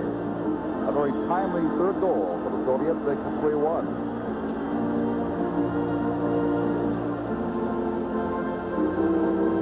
So Bob Johnson and company will have to regroup here in the final intermission of this night to come back on the USSR. From Hartford, Connecticut, this is the Labatt Canada Cup. Civic Center, where after 40 minutes of play in this Labatt Canada Cup game, it's the Soviet Union 3. It is 3-1 for the Soviets. Goal scores in the second period. The USA's Joe Mullen closed the gap to 2-1 at the 10:28 mark with an assist to Chris Chelios, a nice two-way passing play. And then for the Soviet Union, restoring the two-goal lead was Sergei Svetlov, an unassisted goal at the 18:40 mark. So after 40 minutes, it's 3-1 for the Soviets over the Americans. Shots on goal in the second period. For the Soviet Union, 7 for a two-period total of 19. For the United States, 6 for a two-period total of 12. Elsewhere in Labatt's Canada Cup action this evening, Sweden and Canada are now tied at 2 in the second period. This time, the Canadians have come from behind to tie it up. The Swedes had fallen behind early and came back to tie it at 1-1, then went ahead 2-1, and Canada came back to tie it up at 2. That's a second period score for the game going on elsewhere this evening. In a game played this afternoon, Czechoslovakia down Finland by a score of 5-2. The Finns were already out of contention for the final round of playoff activity, and Czechoslovakia is still very much in it, depending a lot on what happens in this game this evening. Now, let's go back upstairs to Don Chevrier and Bill Clement for the third period. Thank you, Steve. You saw Tom Barrasso reflecting, and you got a group session underway here on the Soviet end of the ice around goalie Sergei Milnikov, who's yielded just one. As we saw, the goal by Joey Mullen. 3-1 for the Soviet Union, 20 minutes remaining here in Hartford.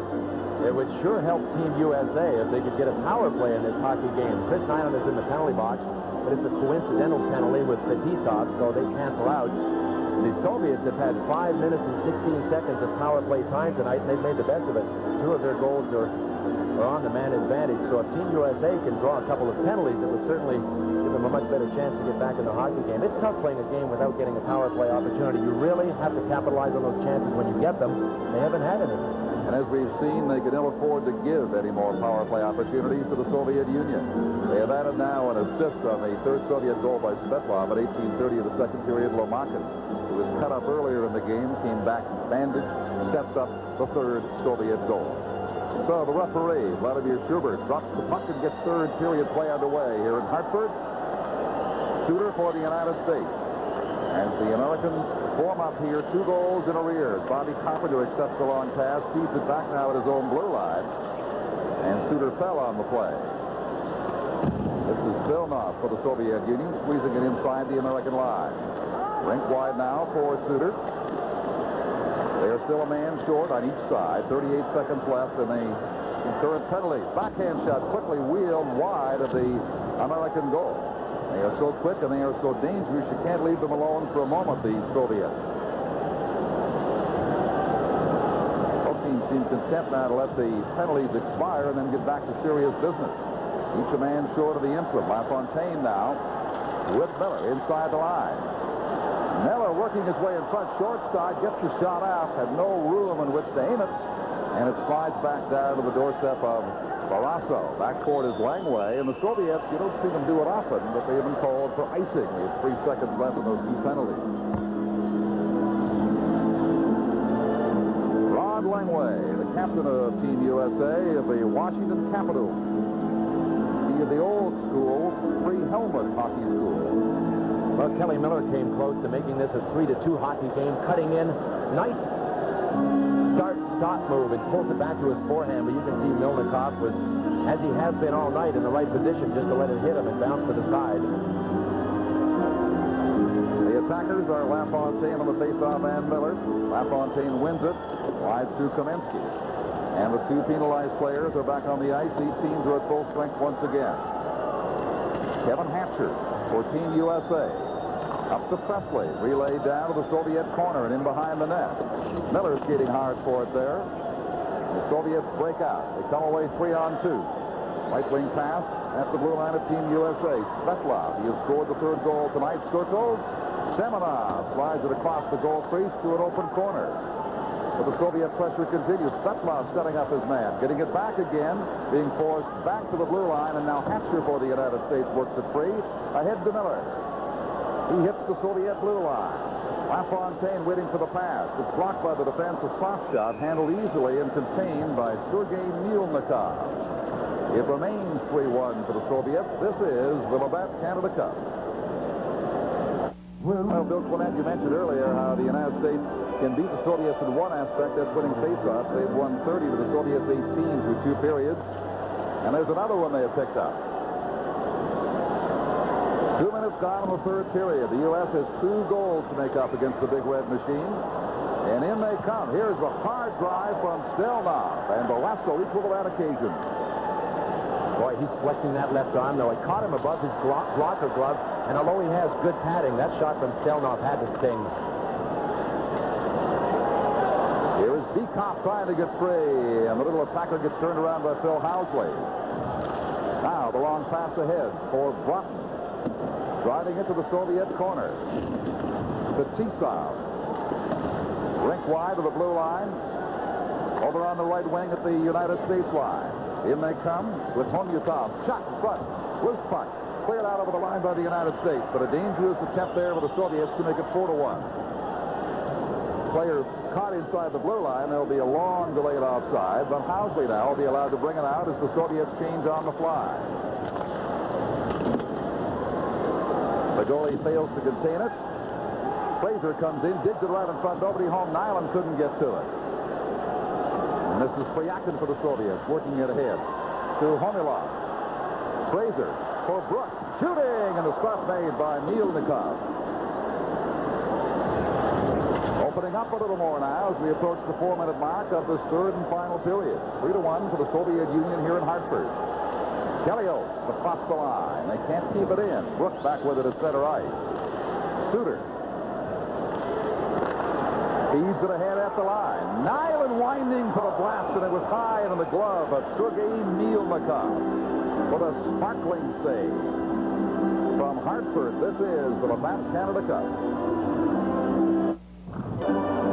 There's Sergei Mielnikov. You know, Chris Nyland is showing us how hard work pays off. He was drafted 231st out of 232 players in 1978.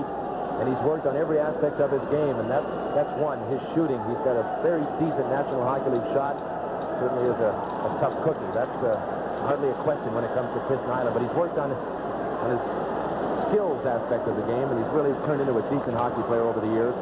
Here's Otto with Olczek battling for possession behind the goal. Otto dug it out in front. Nobody there to receive it. Soviets, Makarov. Leaving it for Krutov. His shot was blocked.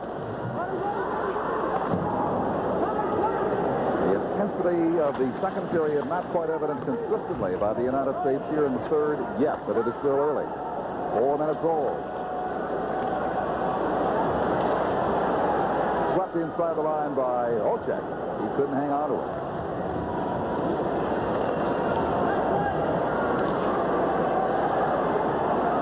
Change on the go, the United States. The LaFontaine line coming out there as he forechecks in the Soviet zone. Number 16 from the New York Islanders. From the 84 Olympic team. Forechecking very well. Winning the puck. Trying to jam it from the side and just missing on it. Boy, when they take the body, it's worked all night long. And if the United States can continue to push people off the puck, they're going to continue to get their scoring opportunities here in the third. Housley swings it across to an open corner. Collected by LaFontaine. Setting it up. Housley closing in. Loose puck in front of the Soviets. Defend and bring it back up the ice. 2-on-1. In they come. The Soviet attacker got turned around. Couldn't get his shot away. Now Semenov. Getting it for Svetlov. Leading it for Semenov. Quick shot, gloved and retained by Tom Barrasso. 5:15 down the period. Still 3-1 Soviets from Hartford. This is the Labatt Canada Cup. Well, Team USA is going to show us here on this pass from LaFontaine to Housley as he cuts in behind everyone. But they're able to take a page from the Soviet playbook as well. All of these eyes were on LaFontaine. He set up the decoy, and Housley just broke for the net on the attack, and LaFontaine threaded it to him. Face off in the United States zone. The Americans have outshot the Soviets 4-3 in this period, but trail on the game 22-16 in shots and in goals 3-1. Aaron Broughton now at his own blue line. Had to wait there, and it cost him because the Soviets. Vikop comes in, setting it up. Rebound. Oh, Vikop almost put it away the second time. Chelios saved it. Down the ice it slides to the Soviet zone. Almost a 4-1 hockey game a second ago.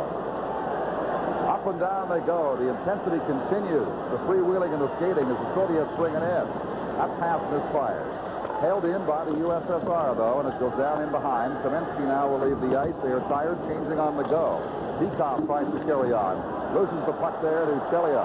Big Chelios coming away with a left wing pass inside the line for Broughton.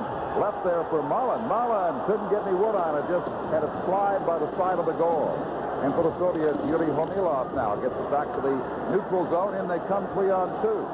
Trailing with a slap shot is number 14, Fedotov. And that was blocked out of harm's way with now 13:39 to go in the game. There is no overtime should the United States tie it up. They got a battle for 2 goals and salvage a point here in the Canada Cup if they can. That Team USA really hasn't broken down very much defensively tonight. The only times they have, they've been scored on. Let's take a look at the save Chris Chelios makes right there. There's Bekoff. He is moving in, and I'm sure he thought he had a tap in, which he did. Chelios did a little spin-around, a backhand move, knocked it out of harm's way and saved Tom Barrasso. Island clears that one back to the center ice area. Soviets going backward to come forward now, and indeed they do press ahead, shooting it down in behind the U.S. goal. Barrasso out to block it smartly for Rod Langway. Fraser, left wing, hitting the Soviet line, bringing it inside. He's got an island with him. Can't get it to him, hops over his stick. Now the Soviets bring it up with Sergei Pryakin. Pryakin being watched by Hatcher, turns back. Can't make his play, leaves it on the boards there. Battling for it. Pryakin with it goes into the corner for the Soviet Union. Gets Hatcher and takes a hit in there. Escapes much of it, however. Johnson trying to help his defenseman out. Hatcher to Langway now.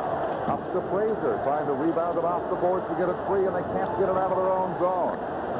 Good forechecking by the Soviet Union now as the big line comes on the ice. Makarov makes his presence felt. The United States brings it away. Too far for Fraser. The lead pass to the blue line. Rolling into the Soviet corner on the stick of Anatoly Fedotov. Here is Krutov. He is dangerous. They all are on this line. Swinging away to the far side, letting his shot go. Deflected high off the glass in behind. 12 minutes and 20 seconds to play. U.S. still down by 2 goals. The only goal by Joey Mullen back in the second period. Makarov makes his play.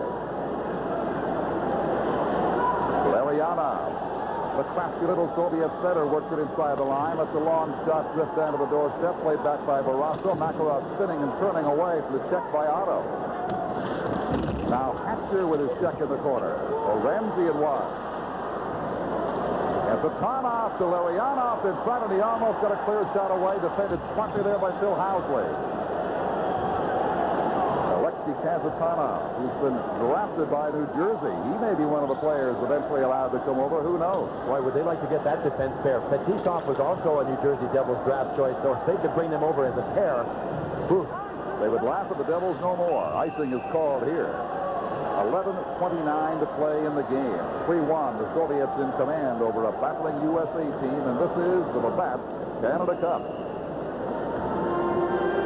Off in the Soviet zone for the United States. Desperately in need of goals to get back into this game. They trail by 2. Suter sends the shot through, and it's right on target. Turned aside by Mielnikov. Here's a delayed penalty will be called. The Soviet Union and the United States will go to the power play. Finally a chance with that man advantage. Once again, Pat LaFontaine, who's had a great night on the faceoff, draws it back. There you can see the penalty. I think it's that Wayne Presley that was cutting for the net was tripped up by one of the Soviet defenders. But at least now, 2 minutes on the power play, and that's 2 minutes that Team USA will not have to use to open up. You can see in this third period that they've opened it up, and by that, you mean taking chances offensively. They have to. They're down 2 goals. But when you take those offensive liberties, the offensive chances, we've seen a lot of Soviet 3-on-2s, and that game gets real old for the USA defensemen. Once you see those waves of red coming at you. So for 2 minutes, they can just open it up with their power play. And in baseball, when you go 0 for 12, they say you're due. Well, the United States is certainly due to score on a power play here, Bill. Let's see what they can do with it now. The 2-man advantage, but a bad start. Bad pass comes out to Suter, and they've got to regroup. He's with Housley out there, playing it in. Housley, an offensive-minded defenseman, feeding it in. Here's the chance for the side of the goal. It just drifts wide. Otto tried to make the play.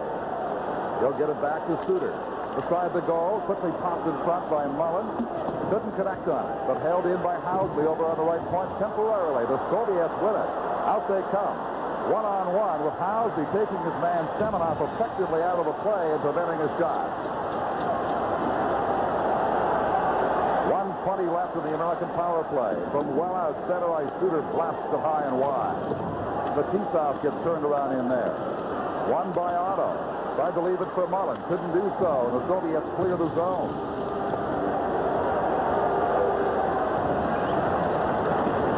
This crowd of 14,838 will surely erupt if the U.S. connect here in this play. The dangerous LaFontaine with Chelios in there now. Johnston mixing his attack on the power play, and he's got some potential scorers out there. They just can't put it together in the sequence. They haven't been left any time at all. The Soviets penalty-killing unit are so aggressive. They play a chase kind of game, very seldom set up and just let you move the puck around. Watch them chase here. Olczyk for Presley. Presley fighting for it. Olczyk in front. Oh, and hopped over the stick of LaFontaine. Chelios getting a chance. Wide angle. Lets it go, and he whips it. Missed the short side. Soviets still being contained in there. Chelios takes the shot, sends the defender down. Now lets it go, and it's blocked by the other defenseman. He felt that one. Two defenders for the Soviets out on the ice, but the Soviet player Stelnov is in pain. He blocked that shot. Boy, you bet. Chelios, with a great fake, got one of the Soviet defenders to go down, and on the blast, number 4, Igor Stelnov, ate that one somewhere, I think, around the knee. But you can see how aggressive the Soviets kill penalties. They don't allow Team USA to set up at all. What a great fake by Chelios there. One goes down. Prince will get a chance to move to his right and let the shot go.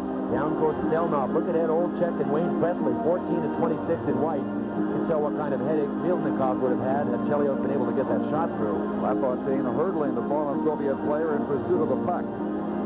Well, Team USA is being very smart here. They know how aggressively the USSR kills penalties, so throw the odd fake at them and catch the odd guy high in the box. Chelios made an excellent move. Still 14 seconds to go in the United States power play. They've had just one shot in the Soviet penalty sequence. LaFontaine on the draw, wins it, almost went right in, but just tipped away at the last second. And Chelios brings it ahead for the United States. Penalty is over now. Soviets back to full strength. Fetisov in the corner. Takes the hit from Presley. They clear the zone. Langway for the United States. Long pass over 2 lines for LaFontaine. Way over the second line. 9:08 left in the game. The Soviets continue to lead by 2. This is the best Canada Cup. Don Chevalier with Bill Clement and Steve Cooney of the United States relentlessly pursues the Soviet Union here, trying to cut into this 2-goal lead in the second half of the final period of play. 9 minutes remaining now. 3-1 for the Soviet Union. They led 2-0 on power play goals in the first period. U.S. cut the lead to a goal, and the Soviets put it ahead 3-1 late in the second period. That's where it stands right now. Kevin Hatcher for Langway. Long left wing pass. Brooks takes it across the Soviet line. Can't make his play. Tied up by Kazatonov. So they'll reload at center ice. Will Hatcher to Langway. And back to his Washington Capital teammate. Razor tried to steal the puck. Was unsuccessful. Dealt by Krutov down to the United States corner now. 8:15 to play in the game. Long blast high off the glass around to the near left side. Nyland cruising forward with Fraser. To Nyland. Hopped over his stick. Omilov for the Soviet Union. For Fedotov. Now this is Priakin. Look for the United States. Blocked by the goaltender. Milnikov. He's been tested severely and has made some great saves tonight. You know now why Tikhonov selected him as the starting goalie in the last 3 games. He's got a shutout so far in this Canada Cup and has held the United States to a single goal tonight.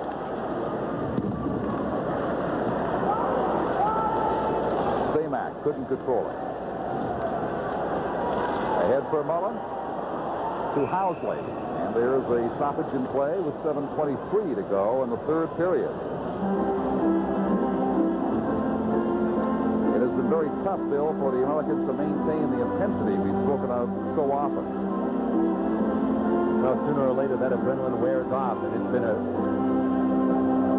hockey game that has been so full of expenses of energy. Housley has been taking people into the boards. Presley, Pat LaFontaine. You can go down the lineup of the guys dressed in white tonight, and they have consistently taken the play physically to the Soviet Union, and that tends to drain you sooner or later. You end up with not quite as much energy left for the legs in the third period as you would like. Semenov for the Soviet Union got the blast away about 25 feet out. We want to welcome viewers on CTV as the Soviets swarm around the United States goal area again. It is a 3-1 game. The play whistle down there. The Soviets got the third goal late in the second period. Svetlov scoring at 18:30, a fairly soft goal. Their first two were on power plays. The United States reply from Joey Mullen, set up by Chelios at 10:28 of the second period. The U.S. basically has outplayed the Soviets, outshot them here in this third period, but can't cut it to that lead, Bill. No. You know, one of the things that has frustrated the Soviet Union's hockey program in the last, half a dozen years is nobody will go toe-to-toe offensively with them. It's for good reason. Nobody's dumb enough to do it. The Soviet Union has the most explosive hockey team in the world with, perhaps compared to Team Canada when they're on top of their game. But teams that defeat the Soviet Union do it by playing very strong defensive hockey, but it's an uphill battle every time you face them. Rich Chelios of the Montreal Canadiens bangs one off the board, shooting into the Soviet zone. The U.S. so aggressive and so frustrated here. They had a power play opportunity they could not score on about 3 minutes ago. Here's a chance in front for Olchek, just traded to the Toronto Maple Leafs yesterday, and he could not capitalize on it. Bobbed down to the side of Tom Barrasso in goal for the United States, and they call it back for icing against the Soviet Union the third time in this game. The Soviets have been called for icing. They don't do it very much generally. Boy, Team USA continues to take the body, and almost every time they do, they get a scoring opportunity. Here's Bobby Carpenter riding out one of the Soviet defensemen. Puck ends up getting, he actually gets his own puck that he received when he knocked the Soviet player off of it. Got a decent shot on Milnikov. But Milnikov is one of only a couple of players on this team. We had mentioned earlier tonight that all of the Soviet players pretty well play on the 4 teams that are based in Moscow. Bobby Carpenter, of course, based in Los Angeles. Now, Milnikov plays for a team, a town called Chelyabinsk, which is miles from Moscow, way up in the Ural Mountains. It's called Traktor. And he really made a name for himself a couple of years ago when he was added to the roster on an NHL tour when the Soviets came over and snapped 5 wins out of 6 games against the National Hockey League. And all of a sudden, Milnikov was in the picture.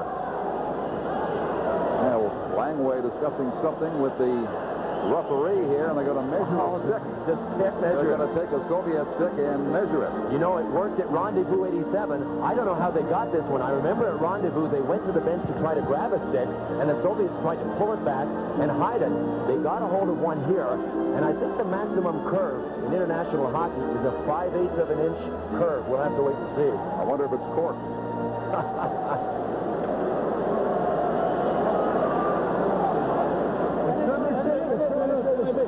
Interesting situation here. Batisov representing the Soviet Union in this matter, Langway for the United States. Well, now what they're waiting for is the instrument that they measure sticks with. And believe me, even though there is an instrument, there are probably 8 or 10 different ways to hold it and to measure a stick. You can almost make this measure. It's a piece of metal that has a little knob that slides up and down on it to measure the 5/8 of an inch. You can just about get it to say whatever you want. So it'll be interesting to see who measures here. Schubert, the Czechoslovakian referee with the orange stripes, or John D'Amico, who could possibly be pro-North American since he's a Canadian. There's the machine right there that they use. They're both going to get involved with D'Amico holding the stick. Well, get back, he says. Yeah, got to get out of that little semicircle there. Langway and Batisov are waved away. Batisov is really curious. He's looking in harder than Langway. I got to tell you, Don, I've taken a look at a lot of these sticks, and many of them are illegal. And don't think for a second that some of Team USA sticks aren't illegal either. They've opened the door. It'll be a Soviet penalty. Nice. Langway made a great call. I like it. And power play much needed now, and that's as good a way to get one as any. Boy, you'd think the Soviets would have learned from Rendezvous, but they didn't. Valeri Kaminsky going in for 2 minutes. Used to an illegal stick. Great call. 6:33 to play. The USA down by 2. Badger Bob, you can see him folding up his pad. I'm sure he put a check mark by late in the game if we're down. Check the Soviet sticks. It sure worked. And get the right one, and they did. Yeah. There's Bob Johnson, the coach of Team USA. He will stand out. LaFontaine and company here on this United States power play. And the Soviets still talking among themselves. That really shook them. Let's see if it affects their play. And it was Kaminsky's stick. You can tell why he shot the puck so hard when he scored that goal in the first period. It really does add to the velocity you can get on a shot when you play with a bigger hook. All right, ready to go on the draw. LaFontaine has won so many of these. Gets this one. Digging back on the left point. Johnston keeping it in. Swings it across to Chelios. Rebound in front. Loose puck. LaFontaine cruising.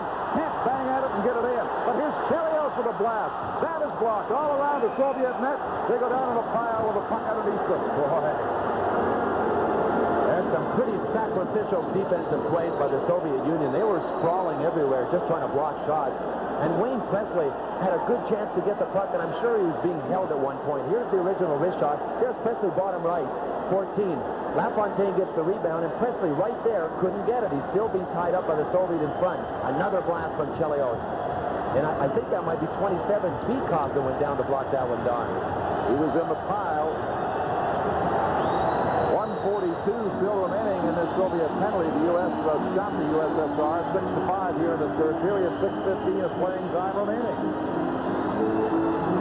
Beekov is limping now as he walks along the bench. What a pesky little competitor, 27 for the Soviets. He missed the 84 Olympics because he was up on shoplifting charges in Sweden. He was later fired of it, but he was held back by the Soviet Union pending the outcome of the shoplifting charge. Perhaps saw a pair of jeans that he wanted or something. Allegedly. Well, they've all been shopping for the jeans and the cereals here and in Canada, sure, on this tournament. Held in at the blue line just by the United States. Olchek now behind the goal. Presley passed it in front, and there was nobody home, and it is lobbed down the ice for the Soviet Union.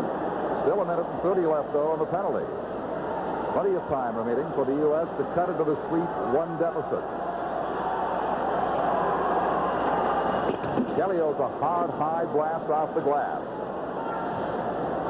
Johnston digs it back to him again, tries to feed LaFontaine, can't get it to him, and Krutov fails to clear the zone. Here's Presley now from the face-off circle.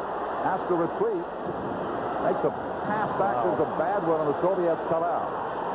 Just skating slowly to kill time, but now setting up the big winger. Krutov coming, and he shoots. He scores! It is 4-1. The Soviets increase their lead on a shorthanded goal.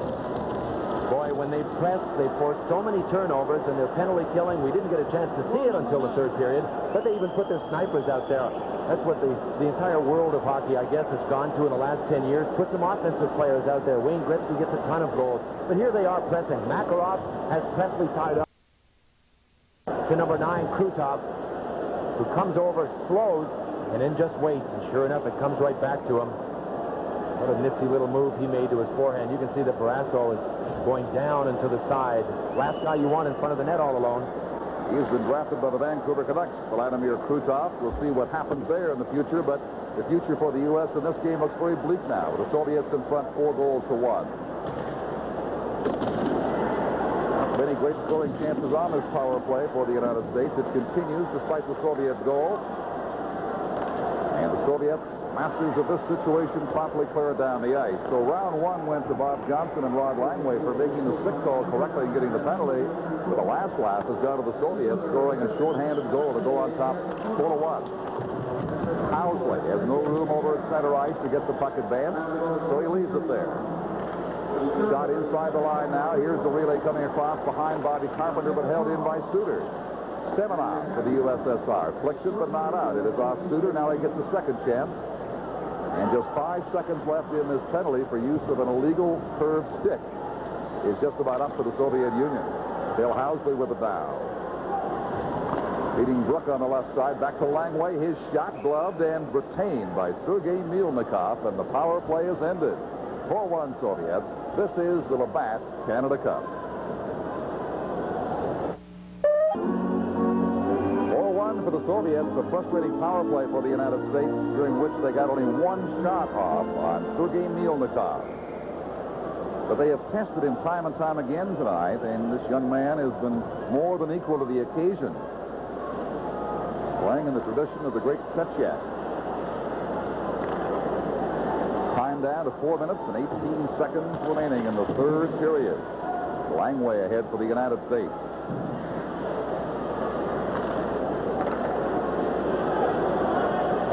now. Turning back the attacker Stetlov as he reached the blue line, and that is whistled down. There'll be a face-off in the neutral zone. Well, the plot certainly thickens after a couple of opening game victories in this Canada Cup for Team USA. They defeated Finland and defeated Sweden. Now have lost Wednesday night 3-2 in just a fantastic hockey game to Team Canada. And will go down to defeat here unless they can pull 3 goals out of the hat with 4 minutes to go. That really sets up an interesting hockey game in Sydney, Nova Scotia on Sunday against the Czechs. And it will amount to whoever wins goes on and whoever doesn't goes home. That'll be it. Nyland and Brooks bumping together, and the Soviets working inside the United States blue line. But Fraser has it back to center ice. Less than 4 minutes remaining now. 3:45 in the game. 4-1 for the Soviets. Komutov leaving it there for Fraser. He is sandwiched, forces it inside the line. They succeed in keeping it there with Big Nyland with it. Chris Nyland swinging behind the goal, right around, tries to jam it in unsuccessfully.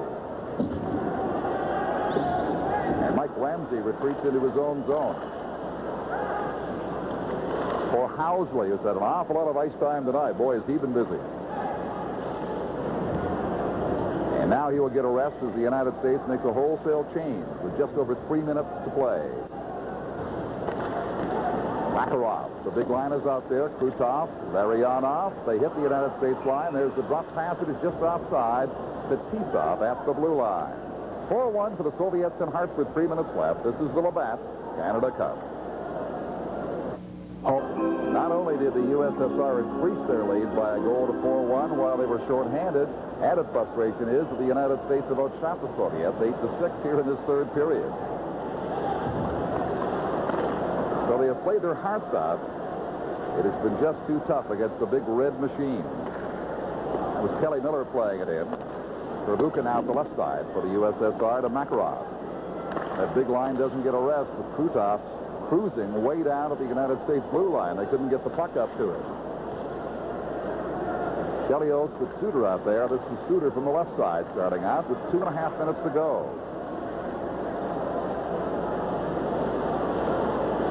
Didn't bring it in. Chelios go back and reload. Langway out there with him now. He'll try the left side, slaps it in hard, past the goalie, can't contain it.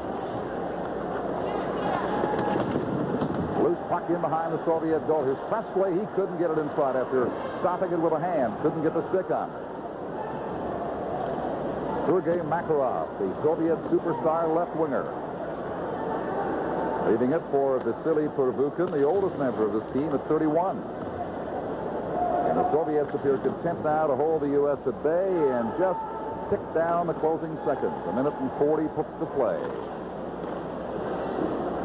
Mullen, who has scored the U.S. goal, plays it off the right boards. Johnson skates, squeeze it inside the blue line. It's Romanov getting it up the ice for the Soviet Union. Semenov in there for Lomakin. Digs it out in front. Here's a chance. Loose puck. Swept away by Hatcher. Johnson inside the blue line. Passing to an open corner. Mullen digging for it there against Lomakin. The Soviet player wins it. Bratton carries in, escapes the check. We now have a minute of play remaining in the hockey game. 4-1 for the Soviet Union. Here they come again. Semenov getting set. Digs it in front and scores. He walked in to make it 5-1. Anatoly Semenov. You can see what happens when you're able to hang on to the puck long enough. Things just start to break down. Semenov had a couple of options in that play, and nobody got back quickly enough from Team USA to defend. There's Svetlov to Semenov. Now, it looked as if he could drop it there. Now he can pass. He's got number 7, Kasatonov, in front. He said, no, I think I want some of this action here tonight. He backhanded it off the post. Nice fake shot. That brought Mike Ramsey flat. You can see Mike fishing for it, but he just can't reach it. Pretty good individual play by Semenov, number 30. 5-1, 53 seconds to go. His second goal of this Canada Cup. Langway Well, the Americans gave it a good shot here. Took it to the Soviet Union, stayed with them for a long time in this hockey game, and ironically it broke open when the U.S. had a power play going. It was the Soviets short-handed who scored. They now have 30 seconds left. The U.S. looking for one final goal here to go away at a happier note against this team as Nyland has it bounce off his stick about 5 rows deep here in Hartford. Many in this crowd of 14,838 making their way to the exits, but they've seen an excellent hockey game, as good as you'll see. Now Sunday it comes down to Czechoslovakia and the United States to see which of those three will join the Soviets and Sweden and Canada in the medal round. And that game in Montreal is tied 3-3, Canada and Sweden in the third period, so nothing can be taken for granted there early in the final period.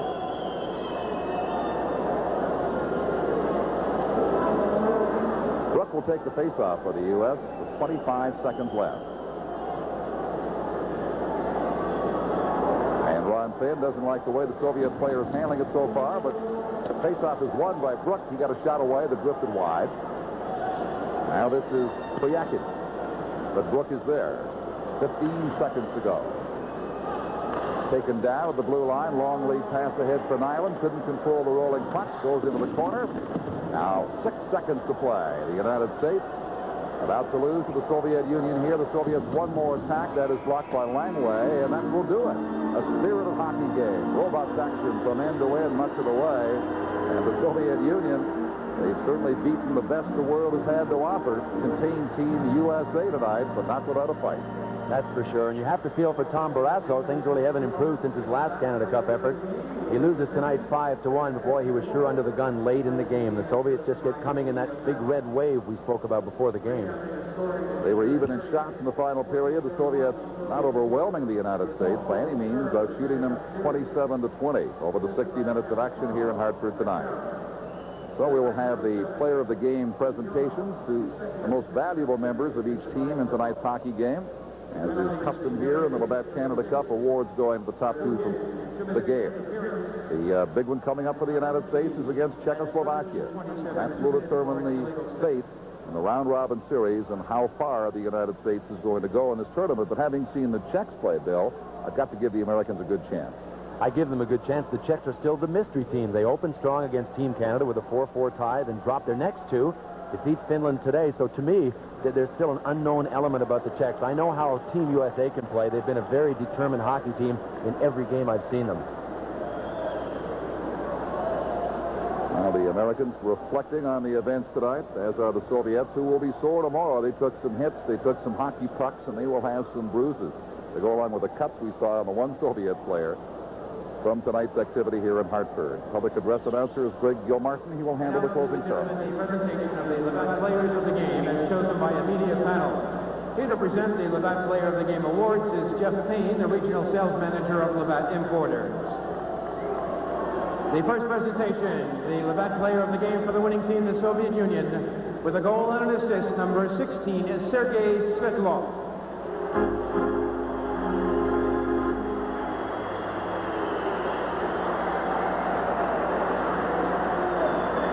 And the Labatt Player of the Game for Team USA, with the lone goal tonight for the USA, number 7, Joe Mullen.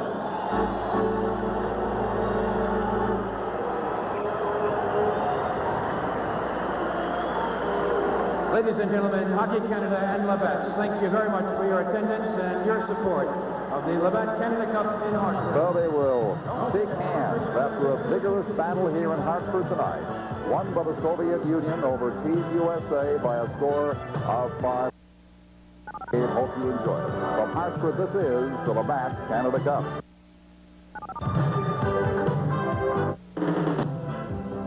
It all comes down to the final. They will have to beat Czechoslovakia to get into the Final Four in this 1987 Labatt Canada Cup tournament. This evening in Hartford, they were defeated by the Soviet Union by a score of 5-1. Here's a look at the summary. In the first period, the Soviets scored twice, both of them on the power play. Valery Kamensky at the 4:30 mark from Vyacheslav Bykov, and then also on the power play, Sergei Makarov from Vladimir Krutov and Alexei Kazatonov at 16-16. Shots on goal in the opening period for the Soviets, 12 for the United States, 6. In the second period, The USA came back to narrow the lead to 1 goal. Joe Mullen pulling the trigger on a nice setup from Chris Chelios at the 10:28 mark. But then late in the period, at the 18:40 mark, Sergei Svetlov restored the Soviets' 2-goal lead with an assist to Andrei Lomakin. Shots on goal in that second period, 7-6 in favor of the Soviets. After 2 periods, it was 19-12. In the third, the Soviets put it away with a pair of goals. The first one was shorthanded, so they did it every way you wanted tonight. Vladimir Krutov with assist to Alexei Kazatonov and Sergei Makarov at 14:31. And then Anatoly Semenov from Sergei Svetlov at the 19:07 mark, making the final score. The Soviet Union 5, the United States 1. Shots on goal in the final period, 8 by each team. So on the game, the Soviets outshot the Americans by a margin of 27-20. And joining me now in our studio is the player of the game for the United States, Joe Mullen, the only goal scorer for the Americans. I guess not very much of a condolence considering the fact, or a consolation rather, considering the fact that you couldn't come up with a victory. Well, we definitely needed a victory, and well, we got one more game to get that victory and get into the playoff round. I guess really going into the tournament, you had to figure you'd need all 5 of the round-robin games to figure out where you were going to be and if you were going to get in. To wait long. We're already pulling it together.